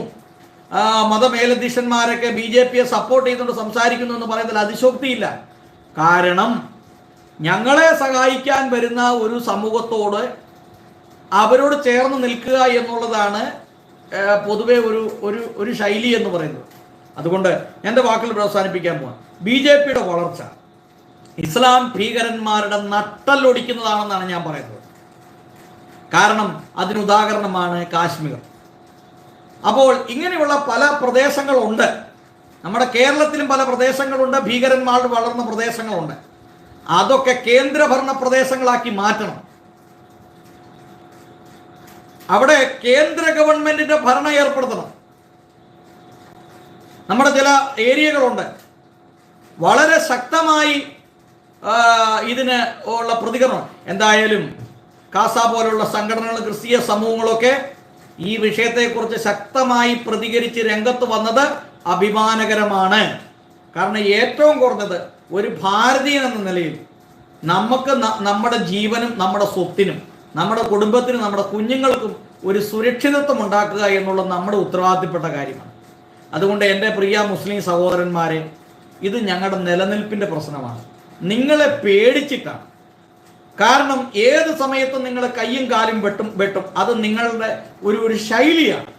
പാവം പിടിച്ച ജോസഫ് മാഷന്റെ കുടുംബത്തെ നിങ്ങൾ നശിപ്പിച്ചു. അദ്ദേഹത്തിന്റെ കൈ വെട്ടിക്കളഞ്ഞു.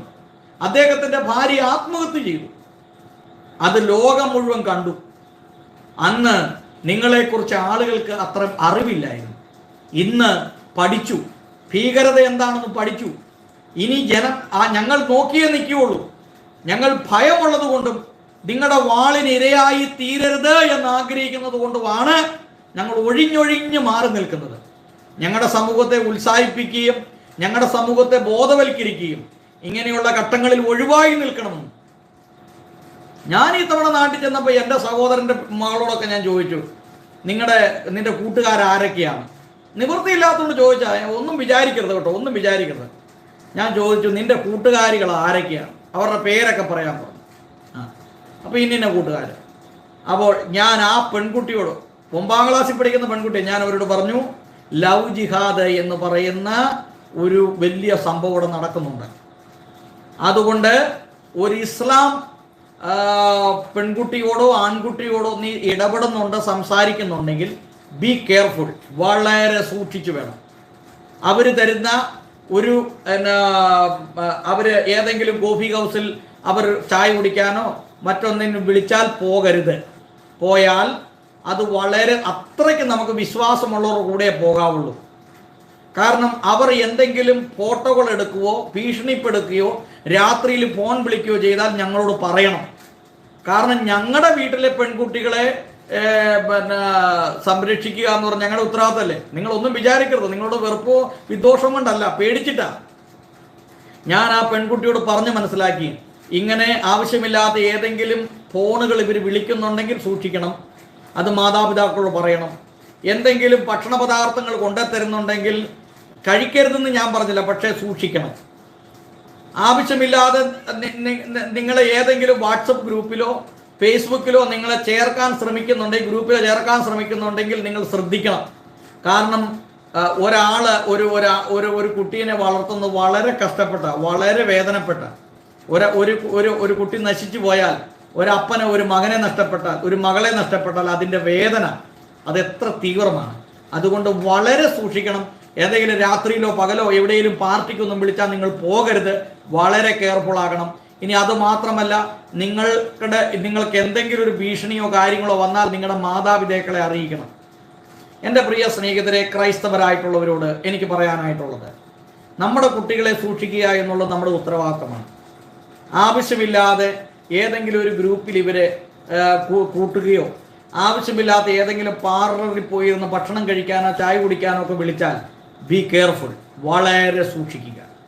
കാരണം ഒരു പ്രശ്നം ഉണ്ടാകുന്നതിനേക്കാൾ നല്ലത് അത് ഉണ്ടാകാതിരിക്കാൻ സൂക്ഷിക്കുക എന്നുള്ളതാണ്. അതുകൊണ്ട് വലിയൊരു ടാർഗറ്റ് ഉണ്ട്.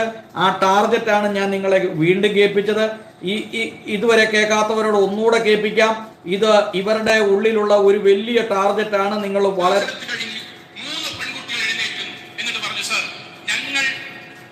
ഇന്ന് പഠിച്ചുകൊണ്ടിരിക്കുന്ന ഞങ്ങൾ 3 പേര് ഒരു കലാലയത്തിലാണ് പഠിച്ചുകൊണ്ടിരിക്കുന്നത്. ആ 3 പേരും പഠിക്കുന്ന ഞങ്ങളുടെ കലാലയത്തിൽ നിസ്കരിക്കാൻ സൗകര്യമില്ല. അതുകൊണ്ട് തന്നെ ളുഹറും അസറും ഞങ്ങൾ നിസ്കരിക്കില്ല. വീട്ടിൽ വന്നിട്ട് പിന്നെ ഞങ്ങൾ മഗ്‌രിബ് ഇശാക്ക് നിസ്കരിക്കും. ളുഹറും അസറും കലാലയമുള്ള അന്ന് ഞങ്ങൾ നിസ്കരിക്കാറില്ല. ഞാൻ അവരോട് കുറച്ച് സംസാരിച്ച ലാസ്റ്റ് പറഞ്ഞു, നിങ്ങളൊരു കാര്യം ചെയ്യണം. നിങ്ങൾ 3 പേരും 3 ക്ലാസ്സിലാണല്ലോ. നിങ്ങൾ നാളെ ളുഹറിന് ശേഷം ഭക്ഷണം കഴിച്ച് എല്ലാവരും സ്വാഭാവികമായി ഉച്ചക്കിങ്ങനെ നാട്ടുവർത്തമാനങ്ങളോ ഗ്രൗണ്ടിൽ കൂടെ നടക്കുമ്പോൾ നിങ്ങൾ ഒന്നുണ്ടാക്കുക, വീട്ടിൽ നിന്ന് ചെറിയൊരു ഷാൾ കൊണ്ടുവരാം.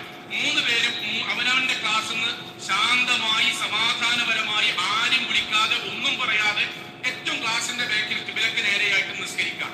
2-3 ദിവസം കഴിഞ്ഞാൽ പറ്റുമെങ്കിൽ നിങ്ങൾ 3 പേരും ഒന്നിച്ച് ജമാഅത്തായി നിസ്കരിക്കാം. ബാക്കി അല്ലാഹു നോക്കൂ. സോളെ ആ 3 കുട്ടികൾ ഇൻഷാ അല്ലാഹ് എന്ന് പറഞ്ഞു പോന്നു. അവർ കലാലയത്തിലേക്ക് എത്തി. പിറ്റേ ദിവസം നമ്മൾ ക്ലാസ്സിൽ പറഞ്ഞ പോലെ അവർ ചെയ്തു. 2-3 ദിവസമായപ്പോഴേക്കും അവർ ഒന്നിച്ച് നിസ്കരിക്കാൻ തുടങ്ങി. ആ ഒന്നിച്ച് നിസ്കാരം തുടങ്ങിയതോടുകൂടി ക്ലാസ്സിലുള്ള വ്യത്യസ്തങ്ങളായ കുട്ടികൾ വീട്ടിൽ നിന്ന് ഷാള് കൊണ്ടുവരാൻ തുടങ്ങി. അവർ നിസ്കാരം തുടങ്ങി. ക്ലാസിന്റെ പകുതി നിസ്കാരമായി. ഒരു ക്ലാസിന്റെ 3/4 ഭാഗവും ബെഞ്ചും ഡെസ്കും മാറ്റുന്നത് ളുഹറിന്റെ സമയത്ത് നിസ്കാരമായി. അവസാനം PTA കൂടി അധ്യാപകരും എല്ലാവരും കൂടി തീരുമാനിച്ച് ഞങ്ങളുടെ മക്കൾക്ക് നിസ്കരിക്കാൻ സംവിധാനം വേണമെന്ന് പറഞ്ഞു. ഇന്ന് ആ കലാലയത്തിൽ 150 പെൺകുട്ടികൾക്ക് നിസ്കരിക്കാനുള്ള പള്ളി കയറ്റി. 3 പെൺകുട്ടികൾ. അള്ളാഹുവിന്റെ കൂടെ ഞങ്ങൾ ആരും ഈ കലാലയത്തിൽ ആരും ഒപ്പല്ലെങ്കിലും ഞങ്ങൾ 3 പേരും ദീനിന്റെ മാർഗത്തിൽ നിൽക്കുന്നു പ്രഖ്യാപിച്ചപ്പം അള്ളാഹ് കൊടുത്ത സമ്മാനാണ്. ആ സമ്മാനത്തിന് നേതൃത്വം നൽകേണ്ടവർ ആ ഹൈസക്കിൽ വന്ന കുട്ടികൾ. നിങ്ങൾ അതിന്റെ ഒരു കലാലയത്തിൽ എങ്ങനെ ഒരു മുസ്ലിം പള്ളി സ്ഥാപിക്കാം എന്ന് അദ്ദേഹം പറഞ്ഞു കൊടുക്കുന്നതാണ് കേൾക്കുന്നത്.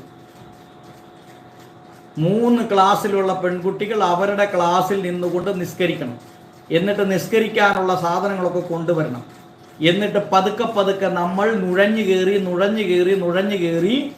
നമ്മൾ ആ കലാലയത്തിൽ നമുക്കൊരു പള്ളി ഉണ്ടാക്കിയെടുക്കണം എന്നാണ് ഇദ്ദേഹം പറഞ്ഞേക്കുന്നത്. ഇതല്ലേ ഇവർ പഠിപ്പിക്കുന്നത്? ഗുണമുള്ള എന്തെങ്കിലും ഒരു കാര്യം ഇവർക്ക് സ്നേഹത്തെക്കുറിച്ച്, അഖണ്ഡതയെക്കുറിച്ച്, മതേതരത്തെക്കുറിച്ച്, മറ്റുള്ളവരെ ബഹുമാനിക്കുന്നതിനെ കുറിച്ച് പഠിപ്പിക്കുന്നുണ്ടോ? നിങ്ങൾ എങ്ങനെയും ഇടിച്ചു കയറിക്കൂ, അള്ളാഹു നോക്കിക്കോളൂ എന്നാ പറഞ്ഞത്. എന്നിട്ട് ആ കലാലയത്തിൽ ഒരു പള്ളി ഉണ്ടായെന്നാ പറഞ്ഞു. ഒന്ന് ആലോചിച്ച് നോക്കിക്കേ. ഇതാണ് പരിപാടി.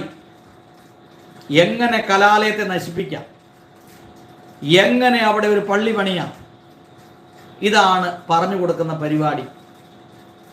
ഈ പറയുന്ന സമയത്ത് ഈ കുട്ടികൾക്ക് പറഞ്ഞു കൊടുക്കാൻ മേലെ നിങ്ങൾ ഒരു കലാലയത്തിൽ നയിക്കുമ്പോൾ മറ്റുള്ള മതത്തിലുള്ള കുട്ടികളെ ബഹുമാനിക്കണം, അവരെ സ്നേഹിക്കണം. നമ്മുടെ സ്നേഹം കൊണ്ടാണ്, നമ്മുടെ സ്വഭാവം കൊണ്ടാണ് മറ്റുള്ളവർ നമ്മുടെ ദൈവത്തെ തിരിച്ചറിയുന്നത് എന്നുകൊണ്ട്. ക്രിസ്ത്യാനികളുടെ ഏറ്റവും വലിയ പ്രത്യേകത അതാണ്. അവർ പറയേണ്ട ആരോടും യേശുക്രിസ്തുവിനെ കുറിച്ച് പറയേണ്ട ആവശ്യമില്ല. അവരവരുടെ പ്രവൃത്തിയിലൂടെയാണ് കാണിക്കുന്നത്. സ്നേഹം, സഹിഷ്ണുത, കരുണ, ആർദ്രത. ഇങ്ങനെ കാണുമ്പോൾ മറ്റുള്ളവർ യേശുക്രിസ്തുവിനെ അറിയാൻ താല്പര്യപ്പെടുക. അതിന് പകരം ഇവിടെ പറഞ്ഞു കൊടുക്കുന്നത്, നിങ്ങൾ എങ്ങനെയെങ്കിലും ഒരു കലാലയത്തിൽ ഇടിച്ചു കയറി അവിടെ ഒരു പള്ളി സ്ഥാപിക്കണം. എന്നിട്ട് നാളെ ആ പള്ളി എന്ത് ചെയ്യണം? എന്നിട്ട് പിന്നെ അത് അവർ പിന്നെ 5 നേരം അവിടെ ബാങ്ക് വിളിക്കാൻ തുടങ്ങും. 5 നേരം ബാങ്ക് വിളിക്കുമ്പോൾ സ്കൂളിൻ്റെ പ്രവർത്തനം തടസ്സപ്പെടും. എന്തെല്ലാം പ്രശ്നങ്ങൾ സൃഷ്ടിക്കുമെന്നറിയോ? ഇത് ഞാൻ പറഞ്ഞതാണോ? ഞാനിങ്ങനെ പറയുമ്പോൾ വിഷമം തോന്നും. ഇതാണ് ഇതിൻ്റെ യാഥാർത്ഥ്യം, പച്ചയായ യാഥാർത്ഥ്യമാണ് ഇപ്പം ഇദ്ദേഹം പറയുന്നത്. ഇതാണ് ഇവിടെ എല്ലാം നടക്കുന്നത്. എന്തിനിതിൻ്റെ ആവശ്യം? എനിക്കൊരുപാട് മുസ്ലിം സ്നേഹിതന്മാരൊക്കെ ഉണ്ട്. പക്ഷെ ഞാൻ ചോദിക്കാണ്, എന്തിനിതിൻ്റെ ആവശ്യമുണ്ടോ? പക്ഷേ ഇത് ക്രിസ്ത്യാനികൾ മനസ്സിലാക്കുക. ഇപ്പോഴെങ്കിലും ഇത് മനസ്സിലാക്കാനായിട്ട് കത്തോലിക്ക സഭയൊക്കെ ഇത് മനസ്സിലാക്കിയല്ലോ.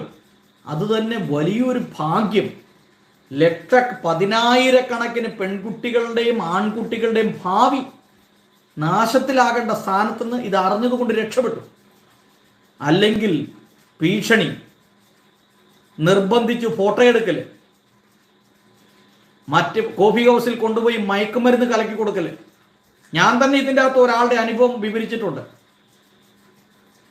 അതുകൊണ്ട് ക്രിസ്ത്യൻ പെൺകുട്ടികളും ആൺകുട്ടികളും വളരെ ശ്രദ്ധിക്കുക. സ്നേഹബന്ധം ഒന്നും ഉണ്ടാവരുന്നല്ല പറഞ്ഞ്, അവരെ സ്നേഹിക്കണം, അവരെ ബഹുമാനിക്കണം, അവരെ കരുതണം. പക്ഷെ ബി കെയർഫുൾ, നമ്മൾ ശ്രദ്ധിക്കുക. എവിടെയാണ് ചതി പറ്റുന്നതെന്ന് നമുക്ക് പറയാൻ പറ്റിയല്ല. ഏത് സ്ഥലത്തും ചതി പറ്റും, ഏത് സമയത്തും അവർ നമ്മളെ നശിപ്പിക്കും. അതുകൊണ്ട് വളരെ ശ്രദ്ധയോടുകൂടെ ആയിരിക്കുക. BJPയുടെ ഒരു വളർച്ചയോടുകൂടെ ഒരല്പം പത്തി താന്നിട്ടുണ്ട്. എന്നാൽ ക്രൈസ്തവർ BJPയോട് അടുക്കുന്നു, നേതൃത്വം BJPയോട് അടുക്കുന്നു. കാരണം മറ്റു വേറെ യാതൊരു രക്ഷയുമില്ല. ഇവരുടെ ഈ ഭീകരവാദത്തിൽ നിന്ന് രക്ഷപ്പെടണമെങ്കിൽ ഇനി ഉള്ള ഒരു മാർഗം അത് മാത്രമേ ഉള്ളൂ. അതുകൊണ്ട് ഞാൻ BJPയെ സപ്പോർട്ട് ചെയ്ത് പറയുകയൊന്നുമല്ല. പക്ഷേ കേരളത്തിൽ 20% ആളുകൾ അതിൻ്റെ അകത്ത് വളരാനുള്ള, BJPയുടെ വളർച്ച ഉണ്ടാകാനുള്ള പ്രധാന കാരണം ഇതാണ്. ക്രൈസ്തവർക്ക് ഒരു ഭയം വന്നിട്ടുണ്ട്. എന്താണ്? നമ്മളെ ഇവരാര് സപ്പോർട്ട് ചെയ്യുന്നില്ല. അതുമാത്രമല്ല, അമിതമായ ഇസ്ലാമിക് പ്രീണനം അത് വലിയൊരു നാശത്തിലേക്ക് എത്തിക്കുന്നു. ക്രൈസ്തവർ തള്ളപ്പെടുന്നു. ക്രൈസ്തവരുടെ പ്രശ്നങ്ങൾ മനസ്സിലാക്കാൻ ഗവൺമെന്റ് തയ്യാറാകുന്നില്ല എന്നുള്ള ആ ചിന്തയാണ് ഇവരെ BJP യിലേക്ക് അടുപ്പിച്ചുകൊണ്ടിരിക്കുന്നത് എന്ന് മാത്രം ഓർമ്മപ്പെടുത്തിക്കൊണ്ട് നിർത്തുന്നു.